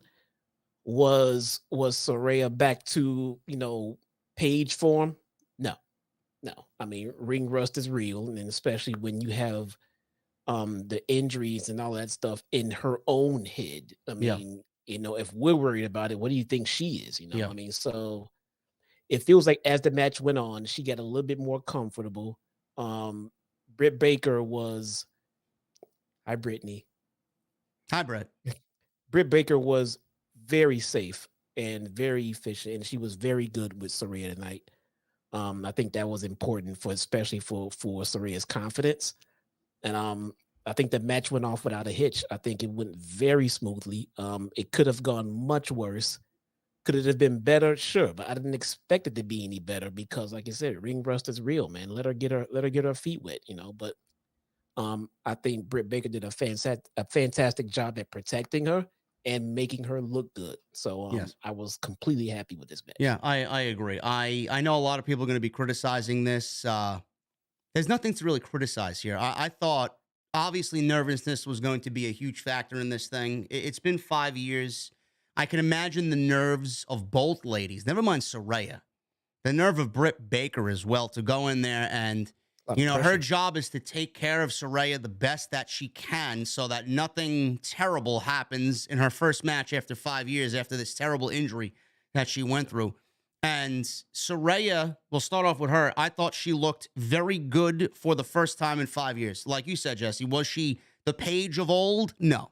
Was she limber and fucking flying around in there without a care in the world? No. Obviously, you're not going to see that Paige ever again. It's going to be a little bit more slowed down pace with Saraya. But as far as what she did, she took some bumps. And it went off very nicely. Was there a bump in the early stages of this match where she laid down and the referee went to go check her? I'm like, oh, shit. But she got up and she popped back up and she almost seemed like she was playing possum, and then she gave a smile to Britt and the referee. So she was playing along. But she looked good. And then, kudos to Britt Baker as well. I know we've said things on the show in regards to Britt Baker, but, we got to call it right down the middle. I thought Britt did fucking fantastic tonight. Imagine the nerves of her going in there trying to protect Saraya. She went in there and acted as professional as anybody could be. She was safe. She took care of her. She didn't over stress anything. She didn't try to do too much. And they delivered a decent match. This was not going to be the best women's match of the night. Not with Toni Storm and Jamie Hayter on the show. This was more of a statement about, hey, Saraya came back after 5 years. If Bryan can come back, if fucking Adam Copeland can come back, why can't I come back? This was a statement match. It was very emotional. And both ladies fucking knocked it out of the park tonight. That's it. There will be ring rust, like you said, Jesse. Hopefully that sheds time over time, appearance after appearance. And I do think that if she is wrestling, 6 to 10 times a year, I do think she's going to be a valuable asset to that division. Yes. Yes, I agree, and I was a little bit weary of what kind of role she could play in this company, given everything involved. After this match, if we're not gonna have Paige in the ring every week, and the times we get matches like this, I'm 100% on board with this. I think she can help improve that division in a fantastic way. We had some WWE tweets about Saraya. Really? Yes, we had they were very, just coded, in the subliminal, but we had Rhea Ripley and Bailey posting about Saraya making her in-ring return. I thought that was kind of awesome. What did they say? Well, Bailey posted a picture of her and Paige in the ring in NXT. Mm-hmm. And Rhea Ripley, I think she just posted like just a Saraya and a smiley face or a heart emoji or something like that. Very, very subtle. I mean, it's better than what we would have gotten in the Vince era where they would have been fired for tweeting about it. But clearly, AEW or WWE talent were sitting around watching and live tweeting AEW pay-per-view. So I thought that was kind of awesome. Yeah, well, it's good. Oh yeah. Sasha did too. So yeah, this was a big moment. I mean, Saraya was one of the leaders of the women's revolution in WWE. So all those people that are there, Paige, Saraya, paved the way for that to happen. So as you would expect, that's the type of reaction that you were going to get from them. But Saraya wins here. Obviously, this was the right outcome. You're not going to have her lose her first match in 5 years, no matter who she's in the ring with. Yeah. I know Britt Baker's everybody's big star in the division, but, the right thing needed to be done here, and Saraya needed to win this match. First bump, Saraya took referee out to go check on her. She took some time getting up. She smiled at Baker. It was merely just her playing possum. Saraya hit a thrust kick, sent Baker to the floor to regroup. Baker avoided a baseball slide, which I thought she was going to fucking do a dive through the ropes. I'm like, thank God it was a baseball slide. And dropped Saraya with a spinning neck breaker on the floor. It wasn't as impactful as you were expecting it to be, but it was as safe as it could be. But it's still, it was a spinning neck breaker from the apron to the floor by Britt on Saraya. Baker applied a move and got in the face of Saraya's brother, who was sitting at ringside. Back inside, Baker then zoned in on Saraya's neck, hitting a neck breaker and sent Saraya back to the outside again. Baker was talking a lot of trash, and she was dropped face first on the apron. Saraya came back with a big crossbody. Both ladies now trading forearms. Saraya hit a couple of clotheslines for 2. Baker blocked a corner boot from Saraya, sent her face first into the buckle, and then Saraya hit the page turner, and Excalibur called it the nightcap for a near fall. So obviously, we can't call it the page turner because she's not Paige. So now he came up with the new move, new name, I guess, the nightcap for a near fall. Baker nearly surprised Saraya with a lockjaw. Saraya got to the ropes. And then air raid crash, believe it or not, from Britt, dropping Saraya. Britt goes for a cover, gets a 2 off the air raid crash. Baker hit a curb stomp. It wasn't as bad as it sounds. It was a very safe-looking curb stomp. Saraya would not give up here. Baker went for an avalanche air raid crash, but Saraya countered into a sunset flip powerbomb, which looked kind of sloppy. It looked like there was some hesitation on that. A little nerves there played a factor into that. Looked a little sloppy there with the sunset powerbomb. Fisherman driver got Saraya too. So Britt kicks out of one of Saraya's signature moves. Saraya then tried a full Nelson. Baker spun her into a lockjaw. They traded series of roll-ups here. Baker tried a ripcord clothesline. Saraya hit a big knee strike. Baker was able to hit the ripcord elbow, spinning neck breaker, another curb stomp. Saraya kicked out. Saraya hit another charging knee, connected, hit the fisherman driver not once but twice, and that was enough to get the victory for Saraya. At the end of the match, she went to go hug her brother. She walked up the aisle. She looked like she wanted to just bawl out crying there, which I'm assuming she did as soon as she went through the curtain. Very emotional. I thought she looked great, and congratulations to her. She did it. 5 years being away, and both ladies killed it, and I thought Britt did a very, very good job in there, acting as professional as you could be, and that goes a long way. Tony Khan trusts her already. Another moment like this comes, who do you think he's going to go with, bro? Britt Baker. She sold herself tonight, even more so. So, great. She did. I would love to see Saraya out there with a Mercedes Martinez or a Serena Deeb next. I was just about to ask. I mean, I don't know if this is going to continue. I don't see there any reason for it to continue. Where do both women go now? Now, obviously, Britt is doing whatever, hopefully with Jamie Hayter, but where does Saraya go now?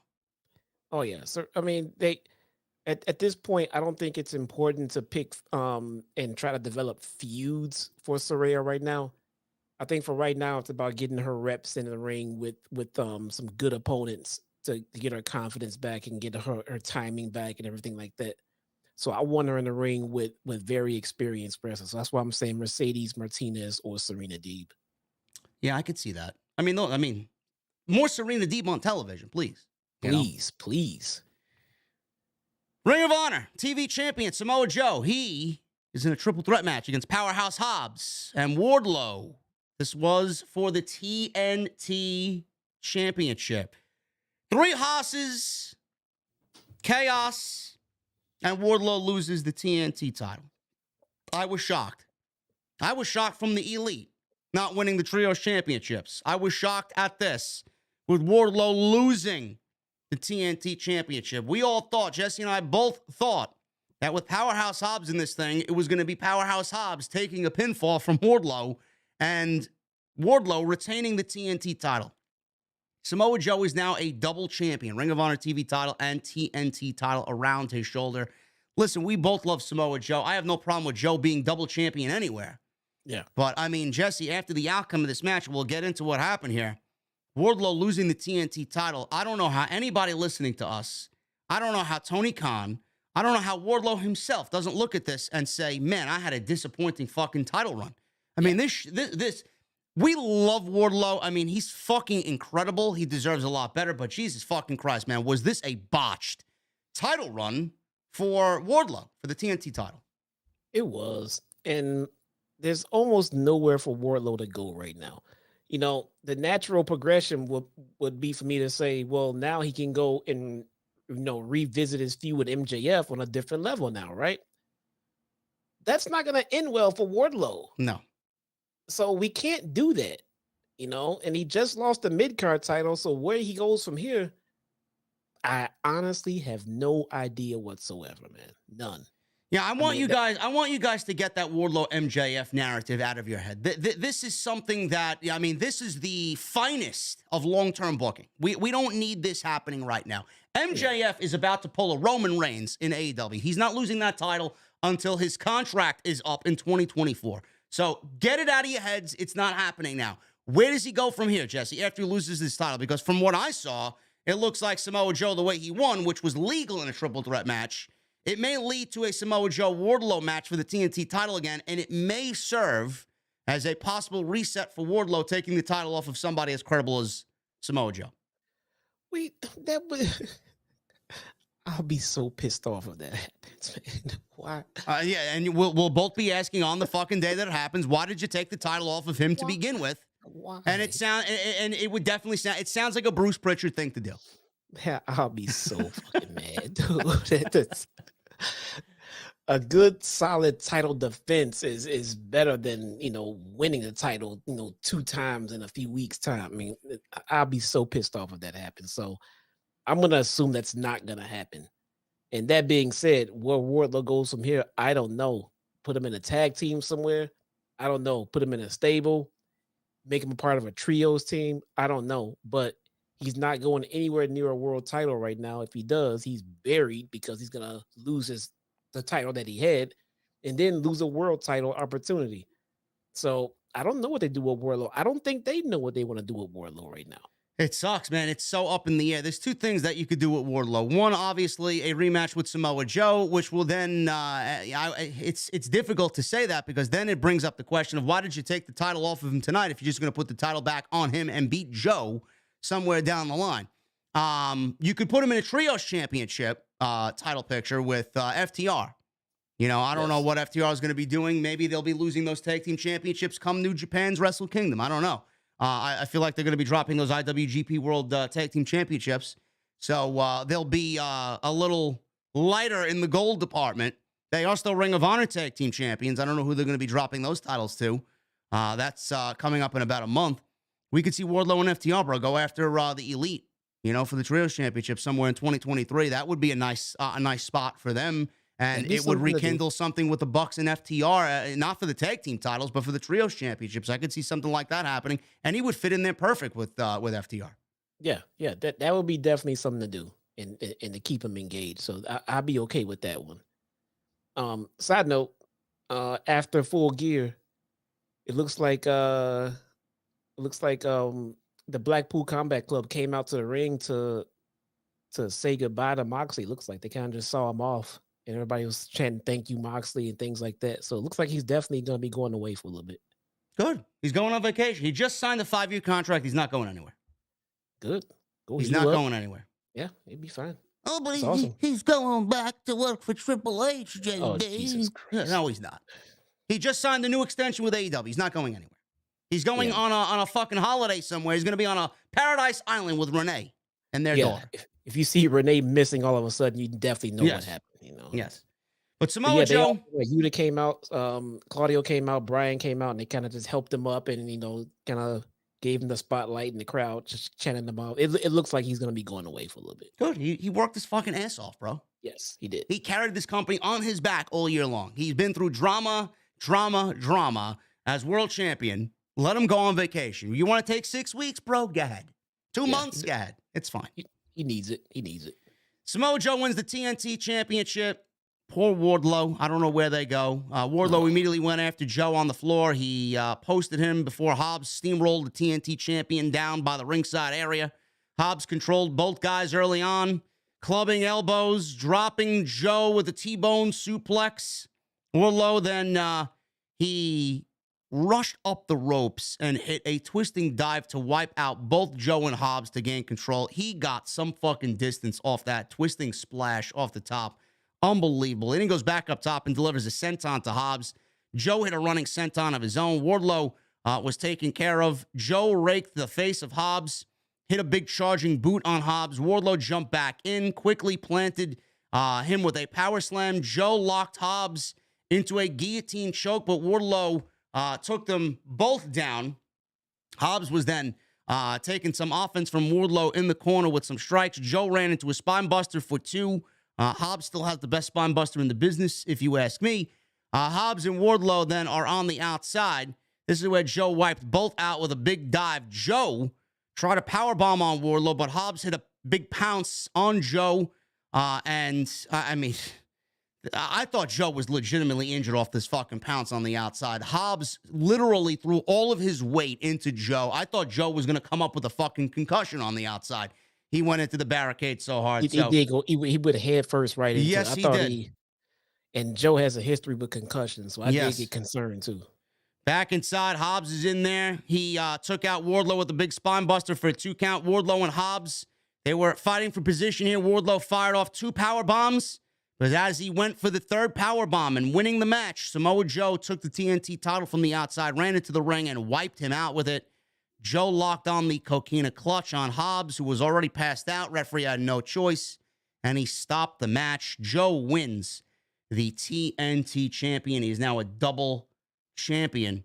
I guess one positive to come out of this, bro. Wardlow did not get pinned, but the guy that we all thought was going to get pinned by Wardlow was ended up pinned anyway by Samoa Joe, and Samoa Joe is now the TNT champion. Yeah, man.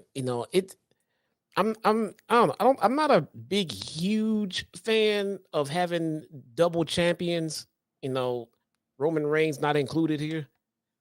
Because it's just creatively hard to get those titles or one title off of said person without having them, look weak. Yeah. So if you want them to look strong, you clearly want them to look strong because you're putting 2 titles on them, but then you're gonna have to somehow nerf that when it's time to take one off. So, I think Joe was sitting pretty with, the TV title. I don't think he needed another title right now. If they wanted to make a title change, I would have put it on Hobbs. But hey, maybe this is the start of a story. Let's see where they want to take it. But as we just saw, I just saw Tony Khan say he wanted to keep the AEW storylines and the ROH storyline separate. You now have an ROH and an AEW champion in the same Samoa Joe. So I want to shout out Will Hobbs, too. I know Will Hobbs has been somebody that we've both kept an eye on from year 1 to now. He was generic in year 1. He was still developing, obviously. He's grown into his own fucking skin in year 3.5 now. And I thought he looked great tonight. I would love to see AEW fully get behind Powerhouse Hobbs and push him as their version of Bobby Lashley. I mean, it's very simple to book a guy like Powerhouse Hobbs. Just look at what WWE's done with Bobby Lashley and this whole new turn, this hurt business thing he's doing on Monday night. It is so easy to do that same thing with Powerhouse Hobbs. I mean, he's so dominating. He's so statuesque. He's huge. He moves well in the ring. I'd like to see him on the microphone a little bit more. I think he's got a nice promo. Let's get him out there. Yeah, he's very believable, very legit. You know, and when you're in a match with Hobbs, dude. I mean, it's not like something you gotta, well, I gotta try to make this guy look strong. No, he's gonna make himself look strong, bro. You gotta hang in there with him. Yeah. I mean, we got Jamie Hayter as the women's champion. We got MJF as the world champion. We got the Acclaim, this tag team champion. Let's start getting Hobbs into the discussion. Yeah. Seriously. Anyway, we don't know where this is going with the TNT title. I feel like it's going to lead to another Joe and Wardlow match. I guess we'll see when Dynamite rolls around on Wednesday. Darby Allin and Sting. They went 2-on-2 in a no disqualification, no countout match against Jay Lethal and Jeff Jarrett. You know, bro, Jeff Jarrett, J-E-F-F, bro. J-A-R-R, bro, E-E-T-T. You know, that Jeff Jarrett. The last outlaw Jeff Jarrett. I know you're a big fan of Double J, bro. Look, man, he didn't go out there. He didn't go out there and stink up the bed. I didn't expect him to. Jeff Jarrett is in fantastic shape. Yes. I mean, he's still great for what he can do in 2022. We just don't need him on television. That's all. That's all. But I'll say this. In a tag match with Lethal and with Sting and Darby, this made sense. I mean, I guess the most sense it can make for the short amount of time that Jeff Jarrett was here, they just kind of shoehorned him into that stable. But the match made sense, and it was a really good match. So listen, the cake in the chat. This was the worst match of the night, bro. Listen, how you could say this is worse than Nyla Rose and Jade Cargill, bro? I don't know what the fuck you're watching. Yeah, no. I mean, give me a break, bro. We love you, man. I'm glad you're here, but this was far from the worst match of the entire night. Listen. Yeah. I think Jeff Jarrett looks great. Jeff Jarrett's a great promo. Jeff Jarrett's value is going to obviously come in a backstage capacity. Jay Lethal is fucking fantastic. Sting at 63 years old, doing whatever he's doing, man. It's fucking shock and awe every time I see Sting. He's out there fucking diving and he's mixing up with Satnam Singh in there today. I mean, Jesus fucking Christ. And then Darby Allin, I mean, he's crazy. We all love Darby. The thing with this match is, and I want to be blunt with you guys, I don't care for this, okay? I was very indifferent to this, but it wasn't bad. I enjoyed it for what it was, but I was indifferent to it. Did it belong on this show? No. You could have easily put this on Dynamite. It felt like a Dynamite show or a Dynamite match for a Dynamite show. And also, when Jeff Jarrett and Sting were in the ring, I got flashbacks of watching TNA, and I don't want to watch 2002 TNA in 2022 AEW. So pardon me, because nobody wants to see TNA, okay? Nobody watches TNA. Nobody watches Impact, okay? So I'm very indifferent, Jesse. I mean, did it belong here? No. Should it have been on Dynamite? Yes. But it wasn't bad by any stretch. I was cool with it. I was cool with it. I mean, it was fun. You know, I'm big on Darby. You know, I enjoy what AEW has done with Sting from the day he was signed. You know, and I've sang his praises every time they've come up. I've enjoyed how AEW has treated Sting and all of their legends. Yeah. So it's only right for me to have a little faith in them when they bring in Jeff Jarrett. And with this match that we get, I can't complain about it. I can't show this. I enjoyed the match. I was enjoying the evening, you know, sans the Jade Cargill match. But I was enjoying every match on the card up to this point, and there was no reason to shit on this, man. It was entertaining. It was fine. Yeah.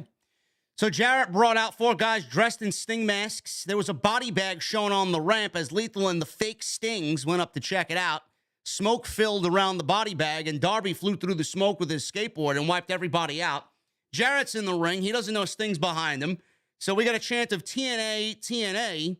And Lethal was in there, and we get a big brawl that leads to all 4 guys brawling in the crowd. So all 4 men brawled into the crowd. Allin set up a ladder on the stage. He tried to do a coffin drop off of it and the stage, but landed onto Satnam Singh. So Satnam caught him. Singh threw Allin like a fucking sack of garbage onto the ramp. All you heard was this huge thud. with Darby's body hitting the ramp. And then Singh goes and saves Lethal in the crowd from a fall. Sting leapt out of the crowd onto Singh and Lethal. This is where the action starts finally getting into the ring. And Jarrett's doing his thing out there. He's strutting in the ring. And they're in control, are Jarrett and Lethal, as they're isolating Darby in their corner. So the one thing I did not like about this match, Jesse, is the fact that it was billed as a no DQ match, no count out. Yet they're in opposite corners on the apron making fucking clean tags. That has always been my gripe with tag team. What is no this DQ shit, match. man? Where's the Texas Tornado shit? I've said every time there's always been a tag team no DQ match, I bring this up. You know, you usually shoot me down. Like, you're like, oh, well, I mean, you gotta, you know, blah, blah, blah, something. But I'm like, wait, this makes no sense. Why are you sitting there Well, I'm waiting agreeing for with a you. tag? I mean, I thought of it tonight when I'm like, you just told me. I didn't think of this. I didn't think this was a no DQ match. Justin Roberts says no DQ match. So I'm like, all right. So we get the no DQ bullshit happening in the beginning where everybody's fucking chaos. And then they get to the ring, bro. And then all of a sudden we get four guys, you know, wrestling. And both corners are making clean tags, holding the tag rope. Like, why? Just get in the ring, man. I don't know, man.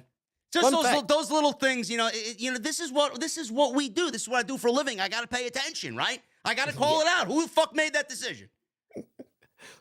Come on, Fun man. fact: today, well, I guess yesterday, because it's after midnight now, was the 46-year anniversary of Kansas releasing "Carry On, Wayward Son."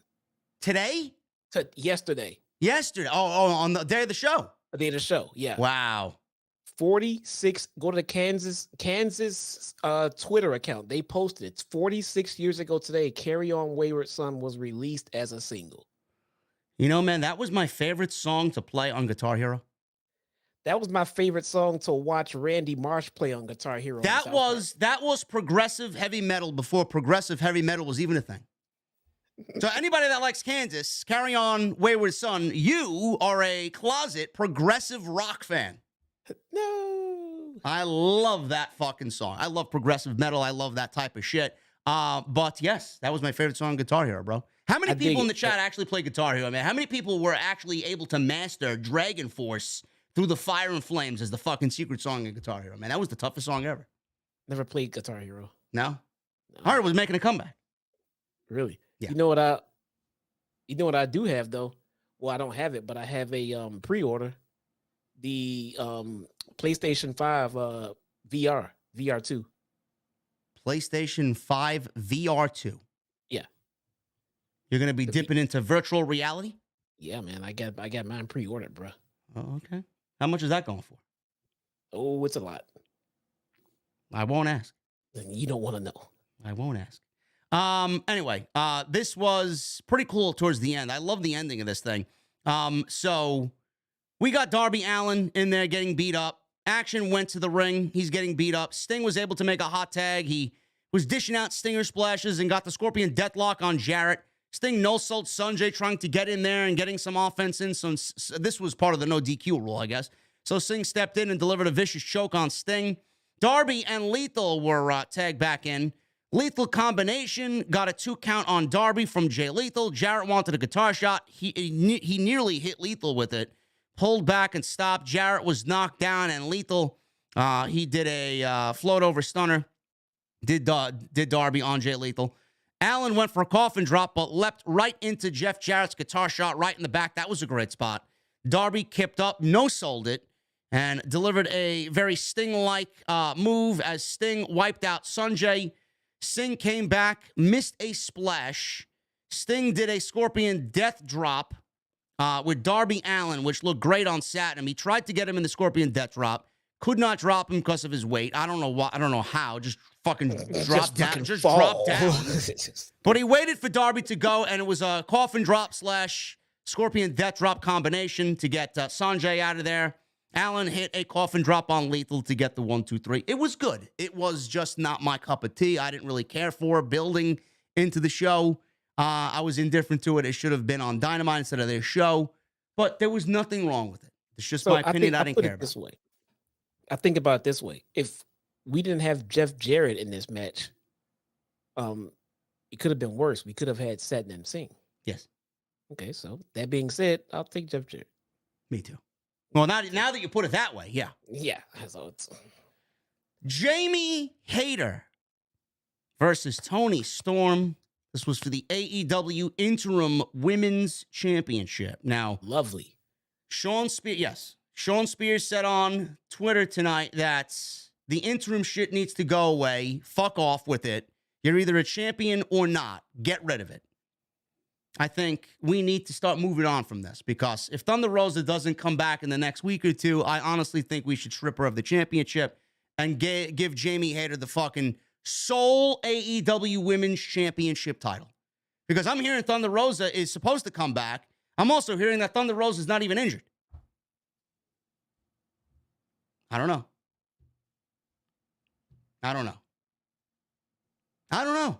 This is the shit that I hear, bro. Jesse's going to remain quiet.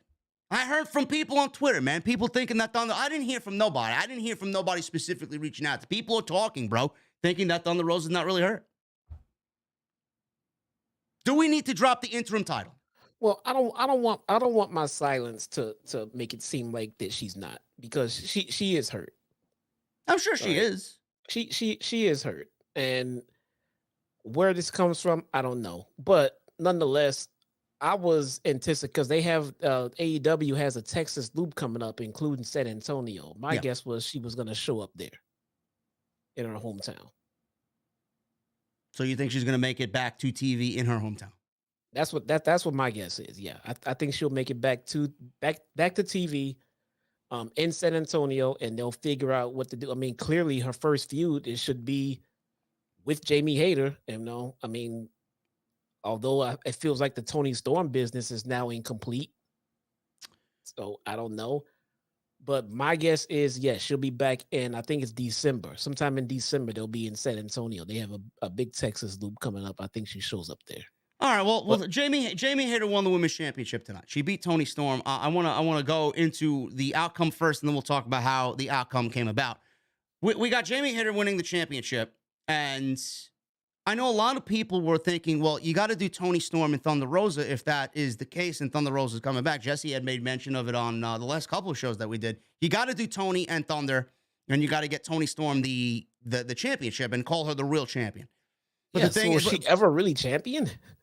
No, and I'll get to that. But the thing is, while all this was happening and we're waiting for Thunder Rosa to come back, Jamie Hayter was getting hot, and get your mind out of the gutter. We know she's a beautiful woman. She was getting hot, bro. The fans were really, getting on her side, and she became a fan favorite. A lot of people were like, she's working her ass off. She deserves a fucking shot. Let's give her a shot.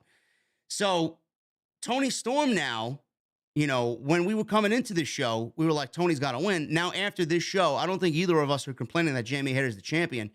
But two things happened here. Number one, Thunder Rosa going away has honestly messed up Toni Storm's title run, because I don't know how you feel. With Thunder Rosa being out and Toni Storm operating as an interim, she wasn't really ever the champion, and she's had a very lackluster run. That's not to say Toni Storm did not work her ass off. What I'm trying to say is that if you look back at this a year from now, what are you going to remember about Toni Storm's title run? Nothing. The only thing that you're going to remember is Thunder Rosa was injured and she went away for a couple of months, and Toni Storm was never really the women's champion. That's it. Nothing else that happened in this run matters. But I don't think that Thunder Rosa going away took away from it. I think Tony Khan making Toni Storm an interim champion took away from it. Yes. He just should have took the title off of Thunder Rosa. Yes. Period. I think so as well. Vacant. I mean, it was, and Thunder Rosa said herself, like, I am not still currently AEW Women's Champion by my own choice. It's the owners. Don't look at me. Yeah. So she's right. Well, Jamie Hayter is the women's champion now, and I don't know how you guys watched this match and did not want Jamie Hayter to win it. I mean, I feel bad for Toni Storm because she never really got anything going, which is the common theme with all the champions. I hope the same doesn't become of Jamie Hayter here, but now that Toni Storm is not the champion and Jamie Hayter is probably going to be involved with Britt Baker, I don't see the women's championship being on the back burner just because of now who is involved. But I could see Toni Storm getting a rematch. I mean, after tonight, we should definitely see a rematch of sorts because there was a lot of interference in this thing. This was great. There was a lot of interference, and even with the interference, I'm happy that Jamie Hayter got the job done. This was women's wrestling, bro. This was probably the best women's championship match in AEW all year, especially down the stretch where everybody was on their feet, those close near falls, the Toni Storm being busted open, added a nice little element to it. This was the best women's match all year in AEW. This was really good. Yeah. It was not overbooked. It was actually very well. I mean, when I saw Rebel come out, I was wondering, like, where the fuck has Rebel been all night? Yeah. And she came out, like, oh, okay, there she is, and she's getting involved, and she failed. Like, okay, and there's Rebel. When I saw Britt Baker come out, I figured one of two things would happen. Right away, Jamie Hayter's winning the title right away. Or she's gonna come out and turn on Jamie Hayter, and they're gonna have that feud that way. So, but they went with the first one, and yeah, but because as soon as Britt Baker came out, I knew something was about to change drastically because Rebel already came out and popped that bubble for us. Yeah. So it was a good match. Unpredictable. I mean, very nice spots. I mean, Jamie Hayter has come a long way from being a sidekick to being the top of the women's division. So kudos to her, man. Very proud. Homegrown talent, man. She's been there basically since day one. And she is now bigger in year 3.5 than she was then. And you see the progression. And that's why she's such a fan favorite now, because she's been there. This is the type of talent that Tony Khan needs to get by. These are the people that people want to see. Mm-hmm. This is the reason why AEW became so beloved. People like this, Jamie Hayter and Britt Baker and the day ones. He's moved so far away from that, and it's definitely become, you know, a mix of TNA, a mix of Ring of Honor, WWE Light. It's like they lost who they were. They lost their identity. But that's why I said in the beginning, we got the Acclaimed as tag team champions. MJF is now the world champion. Jamie Hayter is the women's champion. Look at the homegrown talent that are leading the charge as champions in this company. That's the vision. That's the backing that he needs to get AEW back in the good graces of everybody. No, I agree. And, you know, and I kind of got an issue with the people, you know, always stressing the homegrown talent, you know, for AEW and everything like that. I mean, let's not forget, this company just started about, you know, going on 4 years now. Before AEW existed, there was WWE and everything up under it. So when you start a new company and you bring in wrestlers, you're always going to pretty much bring in someone who was started somewhere else. All right. You can't just start a company, start training new guys, and then make them champion. All right. There's a process involved, guys. And that's why we're getting Jericho as champion and then this guy's champion, this ex-WWE guy is champion, because you have to establish your brand first and then get people to watch you for the Jerichos. And then when they come, then you show them your Guevaras and your Jungle Boys and things like that. That's how wrestling works, man. Yeah. It's a beautiful thing to see. I love it. And that's what they did early on, and they seem to have gotten away from that. But I loved everything about this match. It started off slow. Crowd was a little dull and a little lackluster, but then, man, they picked it up big time. Those near falls were really great. And like I said, the visual of Toni Storm bleeding at the end of the match was a really nice touch. Shotgun dropkick sent Hayter to the apron. Storm hit Sweet Chic music, sent her out to the floor. Hayter sent Storm into the guardrail. This is where things kind of picked up for Jamie Hayter. Controlled most of the action. She was kind of, you know, toying with Toni Storm and very nonchalantly being cocky. Storm mounted a comeback, used Sweet Chic music again, and a top rope cross body for a 2 count. Both are trading strikes back and forth until Storm hit a step-up tornado DDT. We got a nice little forearm exchange between the two. Storm hit a headbutt. Both ladies collapse, and Storm falls on top of Jamie Hayter, and that was one of the closest near falls of the match there. Rebel sneaks down to ringside. Finally, we see Rebel here. Jamie Hayter wanted to go at this alone. She said so in the pre-show video package that we saw. And then Jamie Hayter and Storm are in the ring. Rebel's on the outside. Storm's nose right now is busted open. Hayter took the referee to allow Rebel to interfere. She smacked Toni with the title belt. Hayter hit a big lariat for a close 2 count. Referee Paul Turner was out there. He saw Rebel on the apron. He saw her holding the championship. He thought she was up to no good, so she was kicked out. So Storm sees all this, and Jamie Hayter's distracted. Took Hayter out with a ripcord lariat. She goes for a cover. She gets a 2 count. Storm tried for the sweet chic music again, but she was sent to the outside. Storm falls down to the outside by the title belt, and all of a sudden we see someone in a hoodie come out of nowhere and hit a curb stomp on the title belt on Toni, and it was revealed to be Britt Baker. Hayter planted Storm with the Storm Zero. Toni Storm kicks out of her own finishing move. Hayter then missed a opportunity to hit another Storm Zero, and Storm Zero delivered by Toni. So they're trading Storm Zeros back and forth here. Kick out by Hayter at a 2 count. Baker distracted Storm long enough to turn Hayter into the opportunity to win. We got the big backbreaker for another close 2 count. Baker removed the corner turnbuckle pad. Storm sent Hayter into Britt.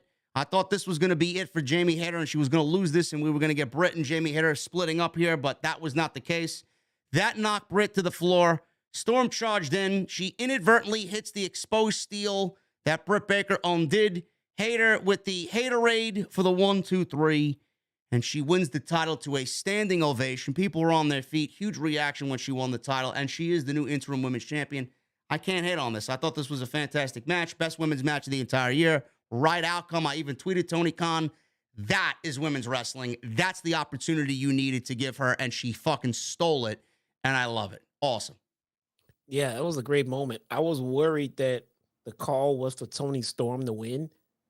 And I was sitting there thinking to myself, I had flashbacks of the Acclaim and Swerve In Our Glory. Like, oh man, I hope they call an audible here. And Jamie Hayter should win this one.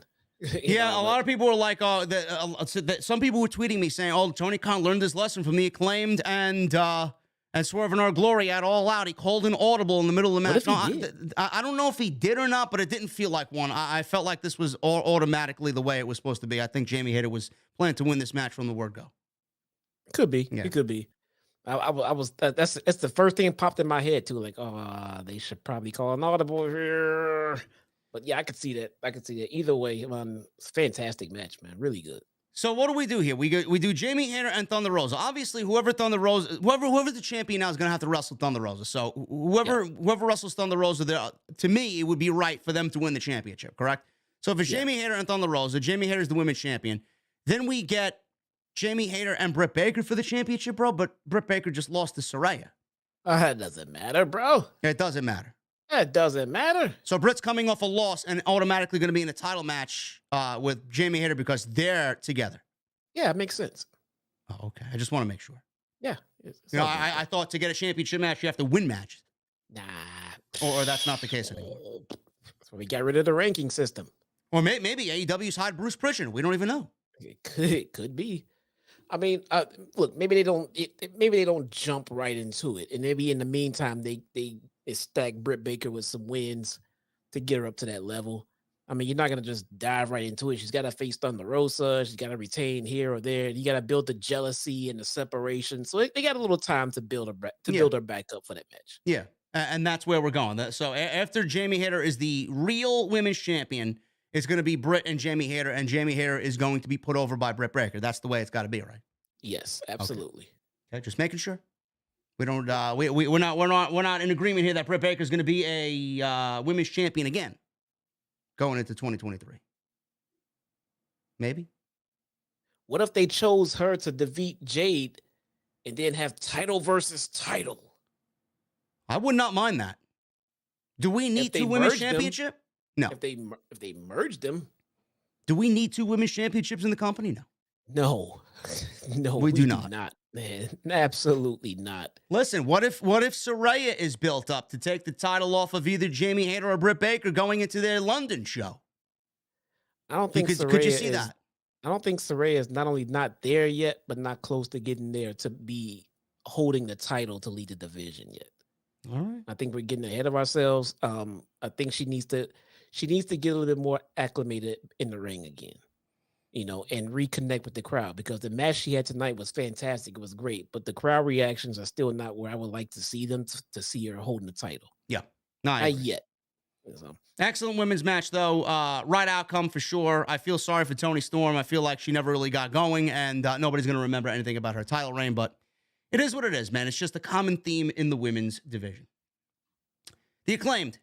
Anthony Bowens and Max Caster against Swerve In Our Glory. This is Keith Lee and Swerve Strickland for the AEW Tag Team Championships. This was the co-main event. Anthony Bowens was...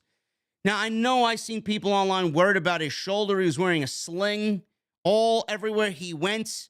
All AEW weekend. A lot of people were thinking he's really hurt. At one point, I thought this match was going to be canceled off the fucking show because they were advertising the main event before they did this. And then they went right into this match, which I was happy to see. But he was really selling that arm, bro. He had kinesio tape on it. He was wearing the sling all weekend. I thought he was legitimately hurt coming out on Wednesday. Yeah, he sold it, man. He had us all believing. There you go. That's part of the job. Mm-hmm. So I enjoyed this. Was it their best match together? No. I feel like the all-out match was still their number one. I think the Show and Queens Grand Slam was their number two, and then this was easily their worst match. Not because it was a bad match, but I feel like at this point in the show, worst of the three. Yeah, I feel like at this point in the show, people are fatigued. I think a lot of people expended a lot of energy to Jamie Hayter in that last match that we saw, winning the women's championship. And then there was some unruly fans in attendance where the fans in attendance were paying more attention to somebody being kicked out of the fucking Prudential Center than what was going on in the ring. Some people were chanting, asshole or whatever, get out. They were all pointing in one direction, just not paying attention to what was going on in the ring. At one point, I felt fucking bad for the guys working their ass off in the match. It wasn't Issa, was it? Did Issa get kicked out? No, Issa did not get kicked out. Okay, good. All right. No, Issa was there. Roman was not there, by the way. I'm gonna have her embarrass the family out there, man. Roman was not there. Roman was home. Okay, good. Yes, good. Roman is safe and at home. But I don't know. The fans were very quiet for this. They really kind of popped up and they showed some energy when Daddy Ass got out there towards the end of this thing, but there was no energy for this. Not that it was a bad match. It was just the show's too fucking long. The show is too long. That crowd's been sitting there since 6 o'clock my time. They're gonna be going through it. I mean, it's a good what 4 or 5 hour show. Yeah. No, it was Denise did not get kicked out. I actually feel bad for Denise. She was stalked by some fucking weird fan that kind of infiltrated the media section, and she put something on Twitter like he was sniffing her hair and he was whispering in her ear about how nice her ass was. I mean, this is what she put on Twitter. Yeah, she did. I saw that.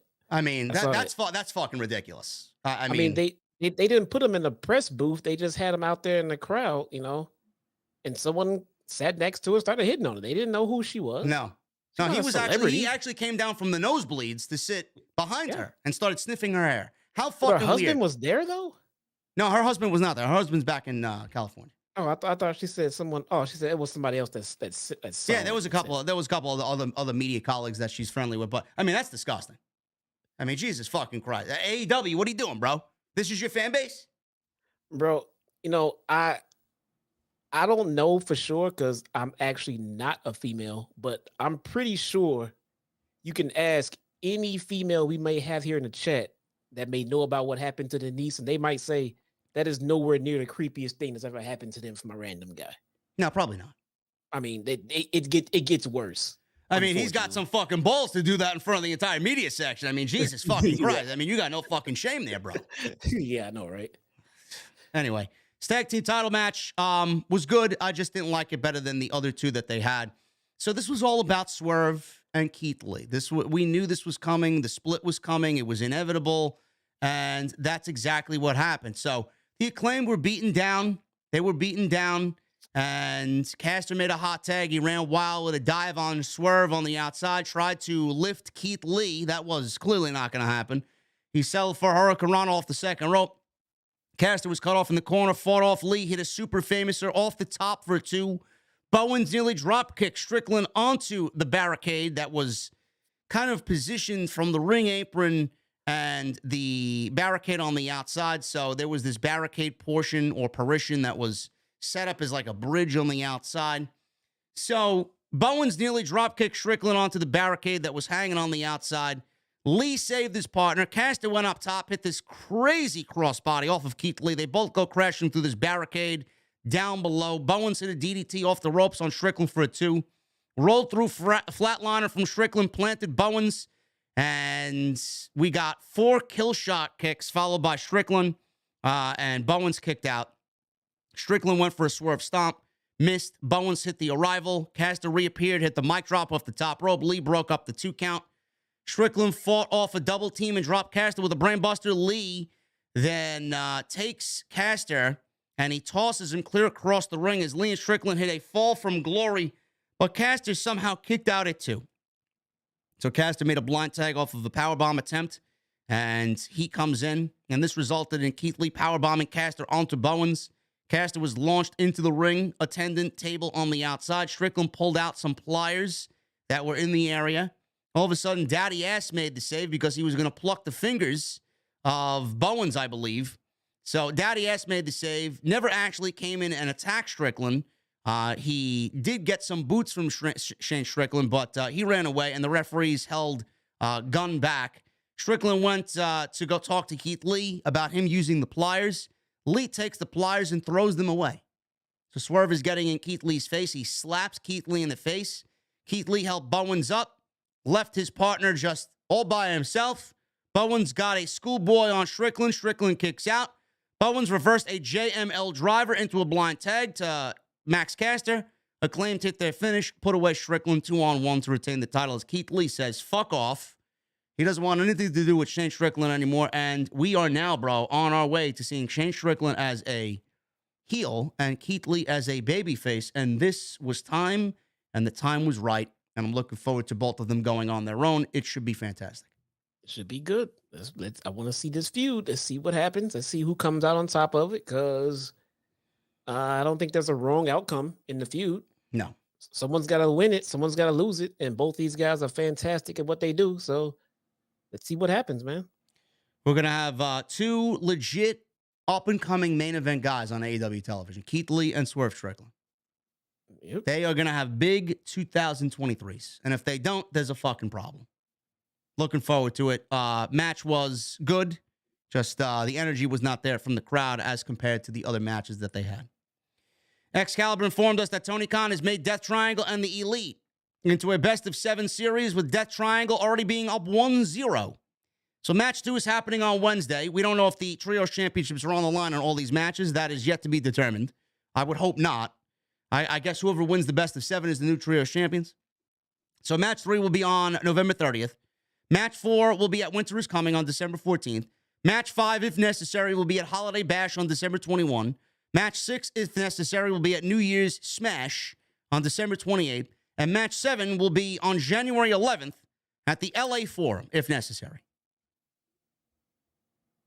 So we have the best-of-7 ending in Los Angeles. You just say if necessary. If necessary, yes. Okay. If necessary, bro. Hey, name a promotion where they have a 2-time champion named Joe. Yeah. Name a promotion as a 2-time champion as Joe? Yes, WWE. We got 2, man. Now we got Samoa Joe. We got 2 Joes, yeah. And 2 Joes. Look at that. The Joe over here, though, is not part of the Anoa'i family. Well, no, he's not. Then No. Paul Heyman made that clear. Yeah. Also on Dynamite, Ricky Starks versus Ethan Page, finals of the World Title Eliminator. Jericho versus Tomohiro Ishii for the Ring of Honor title. Orange Cassidy defends the All-Atlantic title against Jake Hager. And we will have, I'm sure, MJF's explanation about what happened with William Regal in the main event. Should be good. Should be a good Dynamite. MJF, main event, Jon Moxley with Lord William Regal. AEW World Championship. Crowd was big time into this. They woke up. Thank God they woke up. MJF comes out first. He's getting a huge babyface reaction. He's playing up as a babyface, Jesse. I thought I was watching a young Ric Flair out there at times when MJF was out there. A babyface Ric Flair. Moxley throwing the middle finger around like Austin, waving it around freely. He comes out, he gets booed, bro. Moxley was playing a heel. MJF was playing a babyface. I thought I was living in this fucking alternate reality. I'm like, what the fuck am I watching here? MJF is powering up. He's doing babyface shit. I'm like, where the fuck is Max, bro? Really?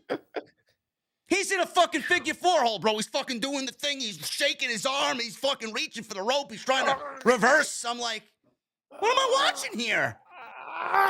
It was bad. It was bad. But Moxley, I feel like Moxley had to turn it on, bro, in New Jersey because he knew he was going to be the underdog coming into MJF's backyard. He wasn't, I mean, from what Taz said or something like that, MJF wasn't necessarily a hometown hero over where they were exactly. Yeah. So, I mean, I'm not familiar with the New York, New Jersey situation, area, who likes where, and Long Island. I'm not familiar with all of that. Yeah, well, it's New York, man. They apparently Moxley got booed in New York. Punk was heavy booed in New York. I guess every time MJF is in New York somewhere, man, like you said, I didn't believe you. But even if he was heel, even if we got real Maxwell here, he probably would have been cheered. More than likely. Probably. This was a very good match. I thought this was a very, very good main event. Lived up to the billing of being a big-time AEW main event. So they were going back and forth. Moxley was very stiff with MJF early on. MJF was in there. He was being slapped around by Moxley. He got a Falcon Arrow into a crossbreaker on MJF. MJF scurried off to the ropes. Moxley grabbed the title at ringside, held it high. He was definitely healing it up here tonight in New Jersey. MJF misted Moxley in the face with some unknown substance, probably some water. Moxley then sent him into the ring steps. MJF was firing off some babyface jabs in the ring. Very Dusty Rhodes-like. Sent Moxley into the corner 10 times. He went to the floor, set up the timekeeper's table. He took the table legitimately and set it up by the apron of the ring on the stage side of the ring. He kissed the title belt in the process while he was out there. MJF took way too long to set this table up. Moxley fired off a cutter, stomped on to the face of MJF repeatedly, booed big time. Moxley teased a gotch pile driver through the table, but MJF blocked it and hit a tombstone on the apron. I was legit scared at this because, bro, MJF came down with his tombstone. A, Moxley's fucking head hit the goddamn apron flush. And then B, MJF jumped to do a tombstone, and he drove his fucking knees into the apron, which is the hardest part of the ring. And I legitimately thought I didn't want to see him hurt. I'm like, Jesus fucking Christ. Do we need to do apron moves by MJF?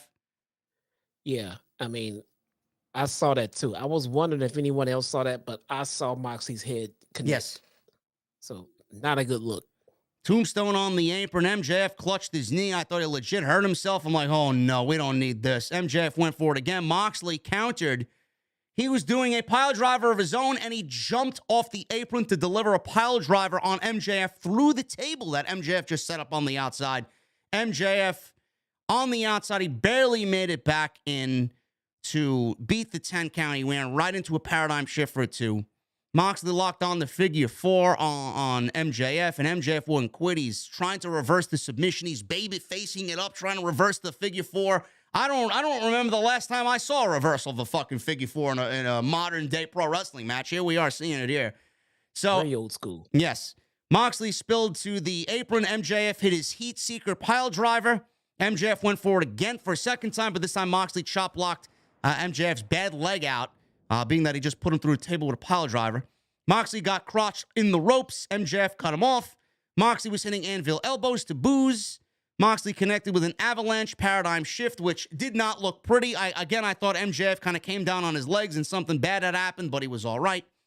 MJF was in a cover. He got fingertips on the ropes to break up the count. So Moxley was yelling at the fans, throwing the middle finger around. MJF recovered. He spit in the face of Jon Moxley, who had dared MJF to hit him. So we get a forearm battle. We got the yay and the boo chants happening with the forearm battle. MJF pulled the referee into a charging Moxley to stall the match. I'm like, here we go. Here we go. The shenanigans are about to fucking roll out. MJF all of a sudden goes into his tights and he pulls out the dynamite diamond ring from his trunks. He's contemplating using it. All of a sudden, we see William Regal, who is not at ringside throughout this match. He's walking down the aisle. He sees Max with the ring. Don't you even dare about using it. MJF takes the ring off. He throws it to the outside. We see one of the security guards go scurry after it because God forbid one of the fucking fans pick that thing up. He's scurrying and looking for it. MJF throws the ring away. MJF flipped off Regal, and Moxley locked on a rear naked choke because of all this happening. MJF nearly got a pinfall out of it because he did the Bret Hart Austin kick in the corner up and over. So he got a 2 count on Moxley.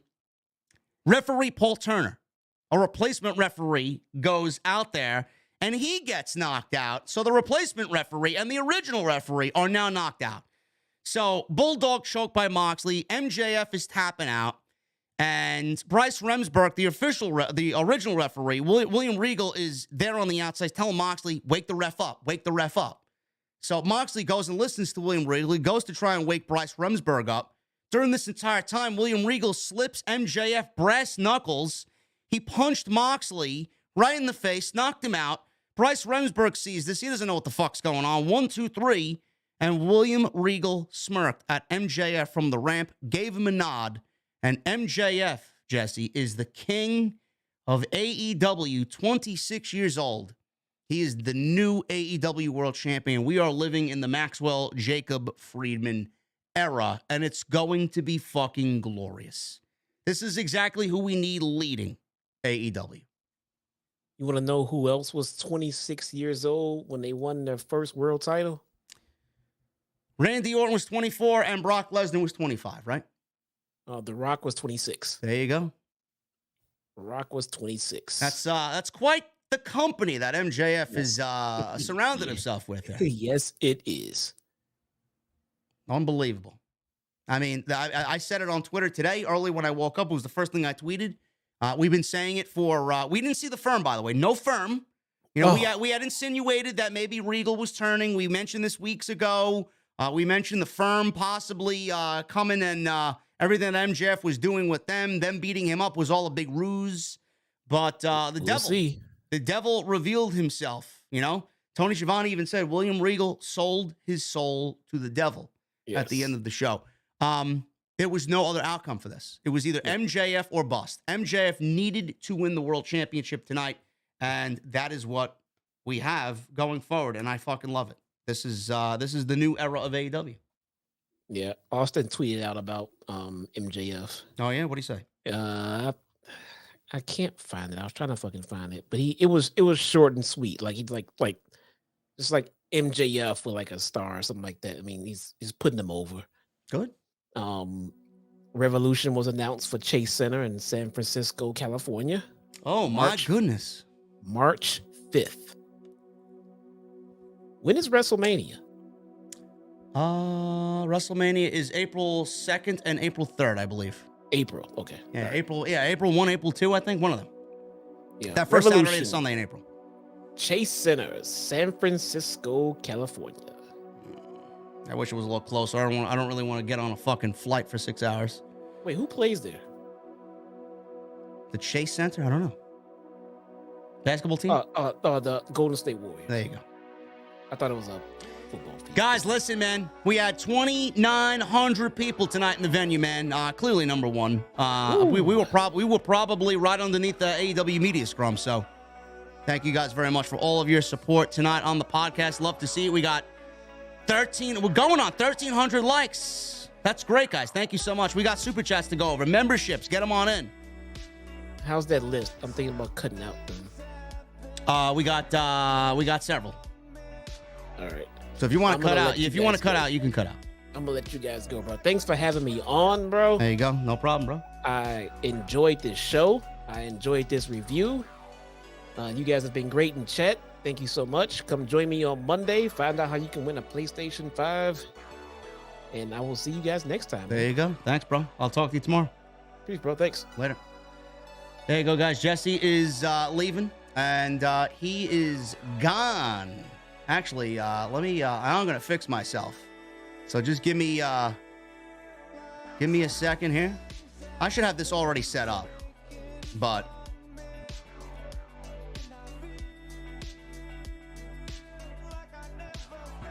There you go. Now we're back. It's just me, bro. It's just me now. I appreciate you guys. Thank you so much, man. Let's get into the super chats. You guys can still get them on in. Michelle Moran with a $2 super chat. Ring of Honor title match was 5 Taco Classic. Kudos to them. I thought it was the best match of the entire night. Spencer Morgan with a $10 super chat. Wanted to donate while you're alive, but I just got off work, so have to go watch Full Gear first and then come back and watch your replay. Keep up the good work, JD. Spencer Morgan, thank you so much, brother. I appreciate you very much, man.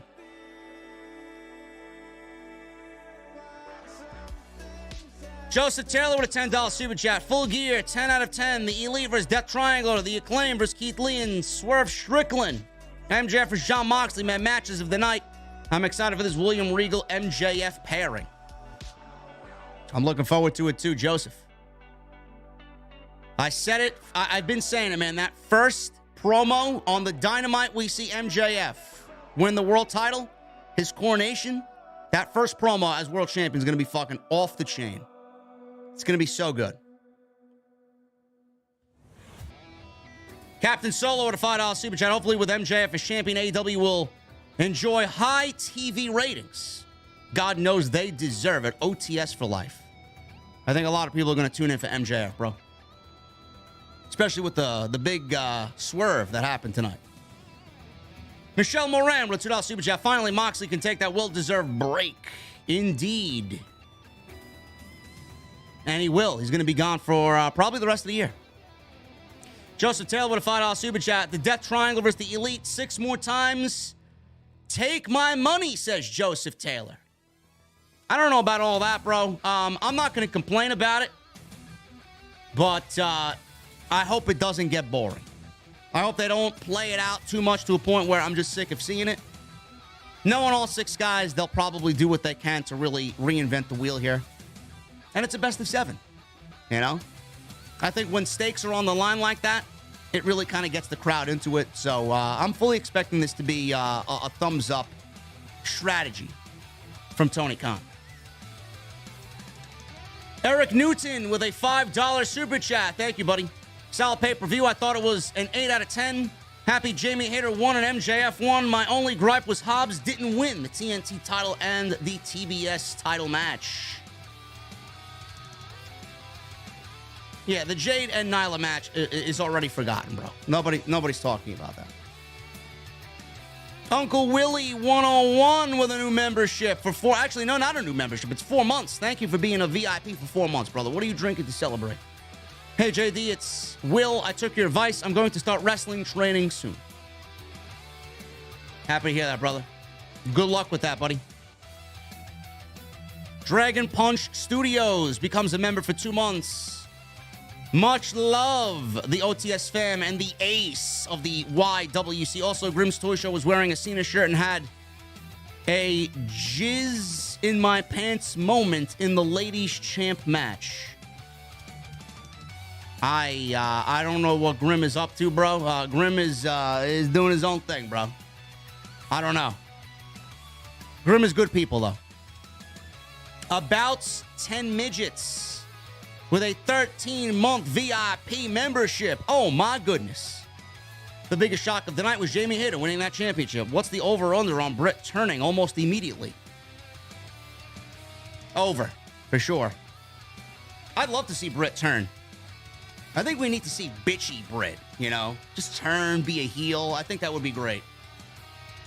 Golden Boy with a 14 months. Gentlemen, what are you drinking for the recommitments? Willie, Dragon Punch, Midgets, and Golden Boy. What are you drinking to celebrate? It's an honor and a privilege to be a part of the OTS family. JD, you are the best, second to none. Respect and love you, man. Raise your glass and be proud, GOAT. Thank you so much, brother.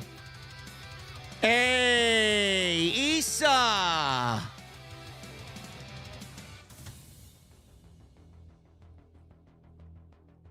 Issa, what are you up to, bro?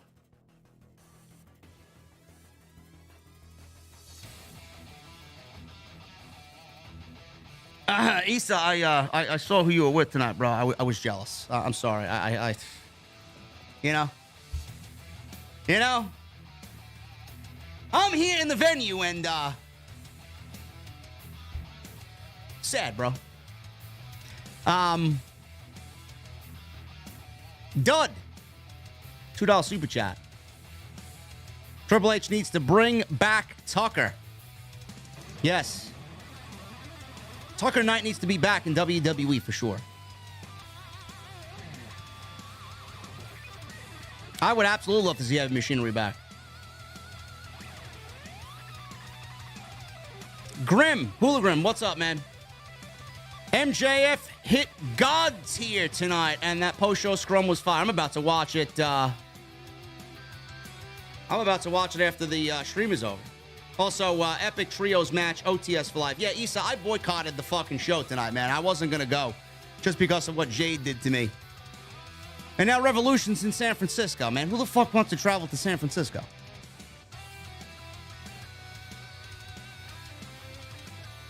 Anyway, yes, MJF hit God's here tonight, brother. Yes. I got to watch his promo on the scrum. KW with a $49.99 super chat. MJF walked into the scrum and gave the thank you, fuck you, bye treatment, hoping the Hayter and MJF wind up, hoping MJF and Jamie Hayter wind up being the reset AEW needs. Next old fashioned is on me, Ace. I love me some old fashions, bro. You know me. Twisted 1077 with a 10-month membership. A nice curveball tonight. Loved it. Jamie Hayter. I can get used to it. Booty meat. Keep up the good work, JD and Jesse from Quebec, Canada. You're going to send me something. Okay. Let me get some music playing in here, man. Yeah, bro. Thank you so much, Twisted. I appreciate it, man.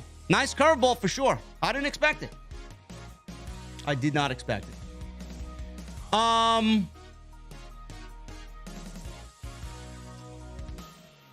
What was I going to say? I forgot what I was going to say. Anyway, it'll come back to me. Dud, thank you for the $5 super chat. Number one, the new Fight Forever trailer rocked. Yes, it did. Still no release date. I know. I can't wait. I think it'll be in the spring sometime. I think AEW really needs a creative team, one that knows wrestling very well. I've been saying this for months now. Eric Newton with $5 super chat. MJF was the first thing I saw when I first watched AEW, and he reignited my love for pro wrestling after 3 years. So happy to see my guy win the belt. Absolutely, man. Plus, he's from New York, so you gotta represent. You gotta feel good for our fellow New Yorkers. Gavin Deeth with a Australiamite $5 super chat. Hayter to beat Rosa, and then the era of the co-women's champions, Britt and Jamie Hayter, begins. I hope to God not. Jaxo, 23 with a $10 super chat. TNT Championship division is a mess. It is. Nothing really resonates as serious there. Philip Newton with a $4.99 super chat. Jesse, have you tried Mindy's Bakery? Jesse has not tried Mindy's Bakery. At all. Sounds like Mindy's Bakery is overrated, bro.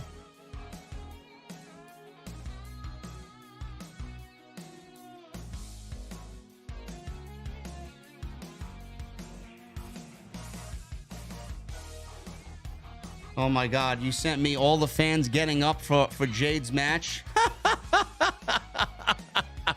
Look at all the people just walking to the concessions, man. I seen it on the hard camera. You watch the replay back, you look at the hard camera, right? You see the people in the venue. There was so many empty seats. Do I blame them? Of course I don't. But hey, it was better than Maria Shafir. Philip, thank you for the $4.99. Kate, I lost you. Where'd you go? Cake with the 19 months. Jamie Tony was pure cinema. Seeds planted for the UK show. I'm glad Saraya is back. I'm glad to be back at the venue as well. Absolutely, brother. Absolutely. You would think that they were giving fucking burritos away at the Prudential Center with all those people leaving for the concessions. Maybe they were giving 3-for-1 t-shirts away. I don't know. Mike Abraham with a $10 super chat. Born in Flushing, raised in Hempstead, and couldn't be more proud. How long you gentlemen think this reign should or more realistically could be? Just curious, respectfully. Mike, MJF needs to go on a Roman Reigns-like run. Anything less, no thank you. James with a 17-month recommitment to the VIP club. Come on, goons, hit the thumbs up. I have the Voltron variant of COVID. Made the way through the whole pay-per-view, and now here to, if I can make it, you can smash it. Brother, I hope you get well, man. I hope you get well. I don't know why, it's that time of year, man. People are going to get sick. Just take care of yourselves. Thank you for the 17 months, brother. Tyler with a $4.99 super chat. We'll see if Sasha shows up at New Japan Stardom tonight. I think she's going to be at War Games. Great pay-per-view, JD. JD is the GOATs. OTS for life. That's my prediction, bro. I think she ends up at War Games, but we could also see her challenge for the IWGP Women's Championship. Her and Kyrie at the Tokyo Dome for Wrestle Kingdom? I think that would be fucking great. Sinister Classic with a $2 super chat. JD, met a lot of good people tonight because of you. Where did you meet these people, bro? And why are you thanking me? What did I have to do with it? I'm very curious. Man of 1,005 holds with a 15-month membership. Awesome, Full Gear. The show didn't feel 4 hours long to me. The women's AEW title was the match of the night for me. All hail MJF.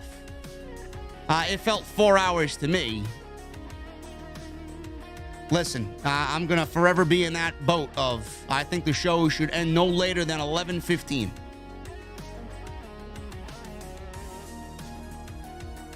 Seven matches, 8 matches, max.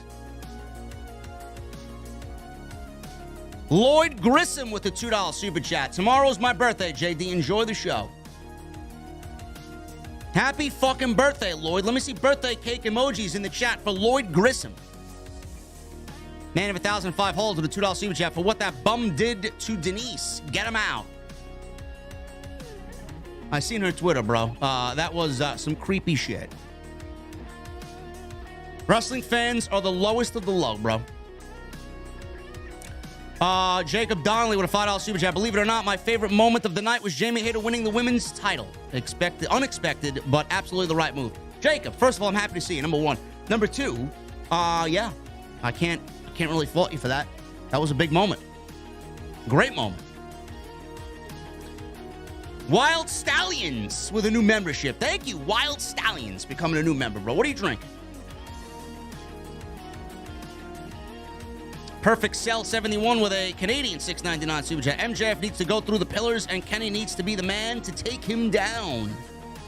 Love the show, guys. Cheers. I could see it. I think that would be a great storyline. MJF's got to fucking knock all the pillars down until there's one remaining, him.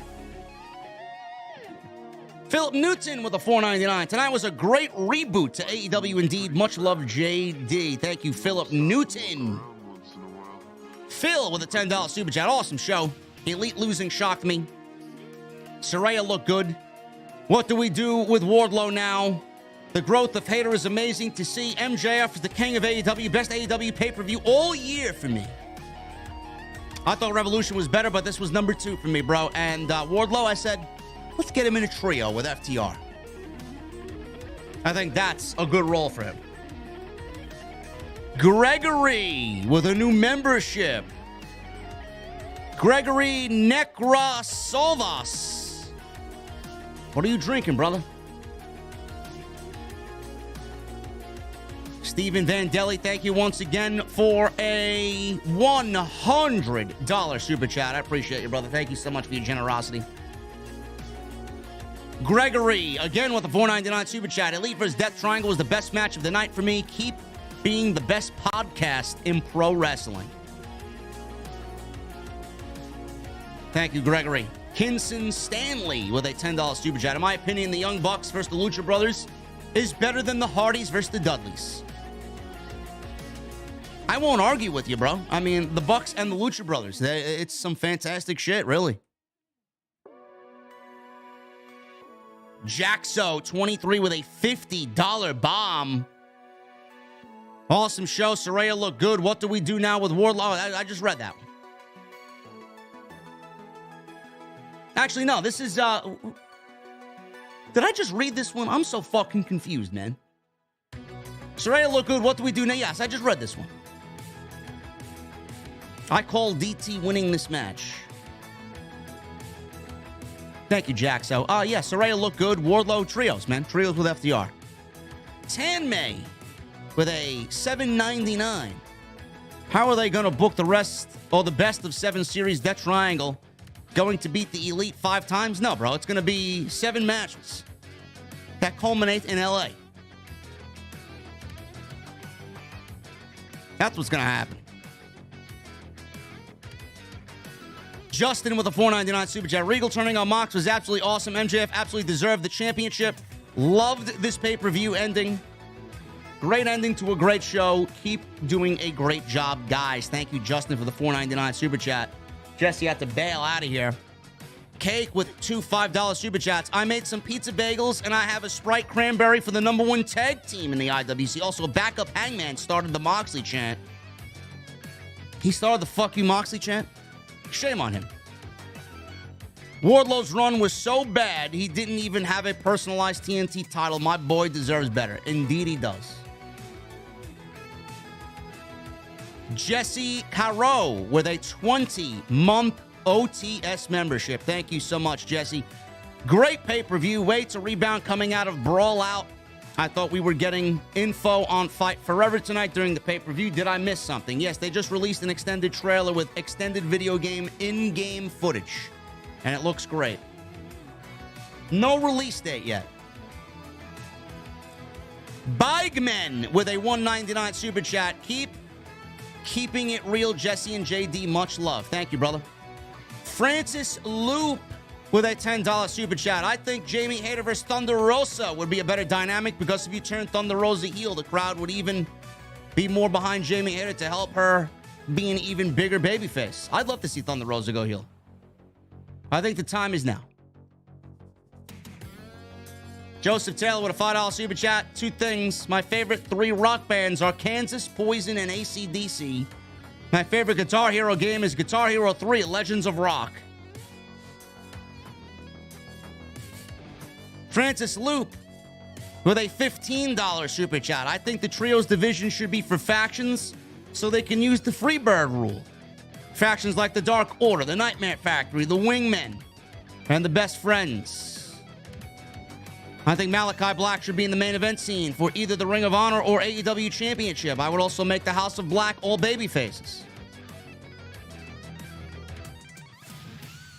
Trios division just be for factions.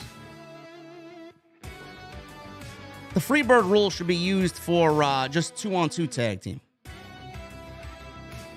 I'd love to see the Freebird rule used a little bit more loosely in AEW. Malachi should absolutely be in a world championship situation. He's just like Omega. I feel like his value is more as a singles as he is than a trio. Jaxo 23 with a $10 super chat. TK messed up TNT Championship division. Also, the Acclaimed have arrived. Yeah, the Wingmen, no, the Wingmen don't belong on TV. I'm sorry, get him out. Phil with a $4.99 super chat. This might be a bit of a hot take, but I liked the way Keith Lee walked out more than a very formulaic post-match attack. What do you guys think? Yeah, it was great.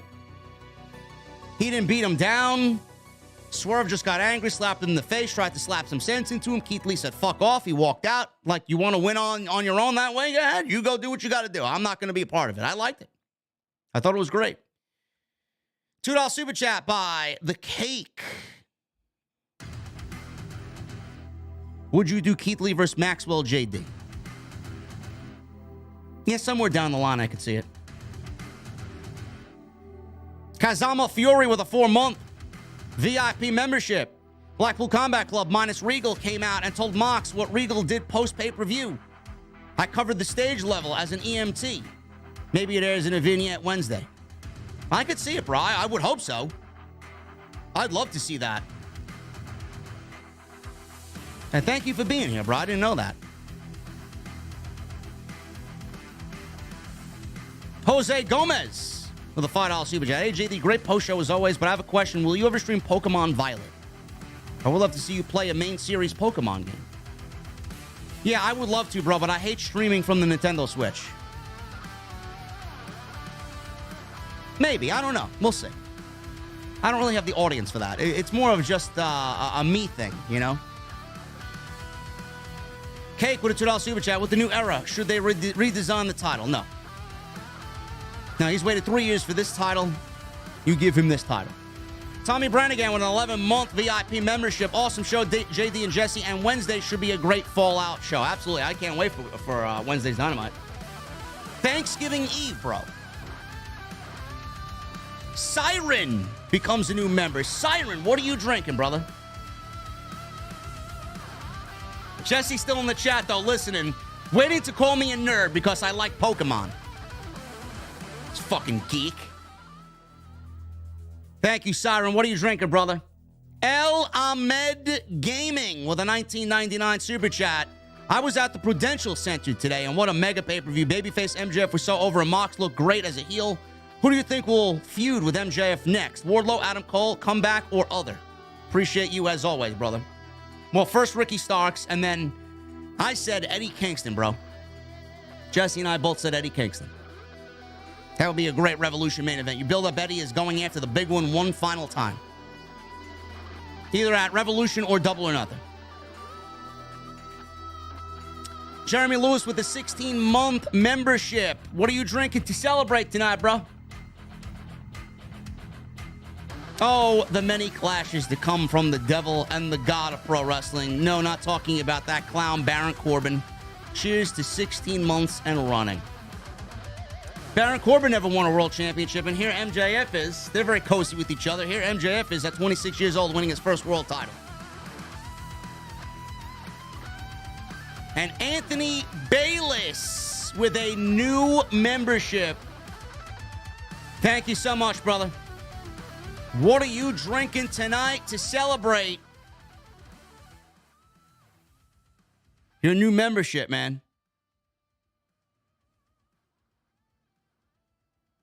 That's all we got, guys. That's all the super chats.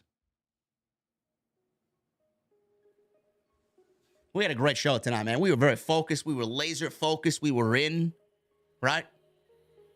It's 32 fucking degrees in New York City. I got the heat pumping. The venue was rocking and rolling all night. We got 4 new members tonight. We got a bunch of recommitments. Bunch of people wanting to be the VIP club or in the VIP club. Number 1 in the community with the most views live out of any podcast in the community. And we fucking killed it tonight, man. AEW killed it. OTS killed it. I appreciate you guys very much, man. Jesse had to bail. If you guys don't see Jesse, it's because he did not want to be a part of the Super Chats. He wanted to go make a cold beverage and go hop on Modern Warfare 2. Or maybe just go to sleep, man. It's 2 o'clock by him. I know that's exactly what I'm doing. Because I got my first session with a personal trainer tomorrow, man. My boy Evil Genius is going to be training me so I can do 2 pull-ups.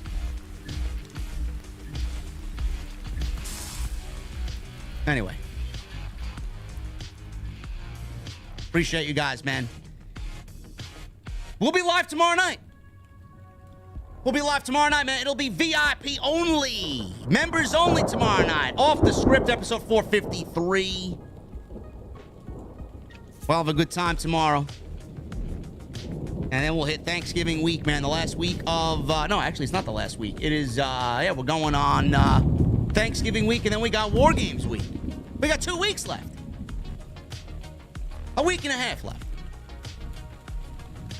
Should be great. Anyway, guys, hit that thumbs up. Continue to hit that thumbs up. Thank you for the 1,000 minimum. I know you guys are going to continue hitting the thumbs up. Thank you for the memberships. Thank you for the super chats tonight. Make sure you guys follow me on social media at JDfromNY206. That's Twitter, Instagram, TikTok, and Cameo. Go check out all the other content on the channel. It's all on the homepage. And make sure you guys check the live section on the homepage to find all my live streams. And you'll see me live, like I said, tomorrow night for OTS right here from the OTS venue. Guys, have a great night. It's 3 a.m. here on the East Coast. I'm going to bed. I need those rock on emojis. I need those ace emojis. I need those Mustang emojis. And I need that music on max. I'll see you guys tomorrow night live from the venue for episode 453 of Off the Script. I'll see you guys later.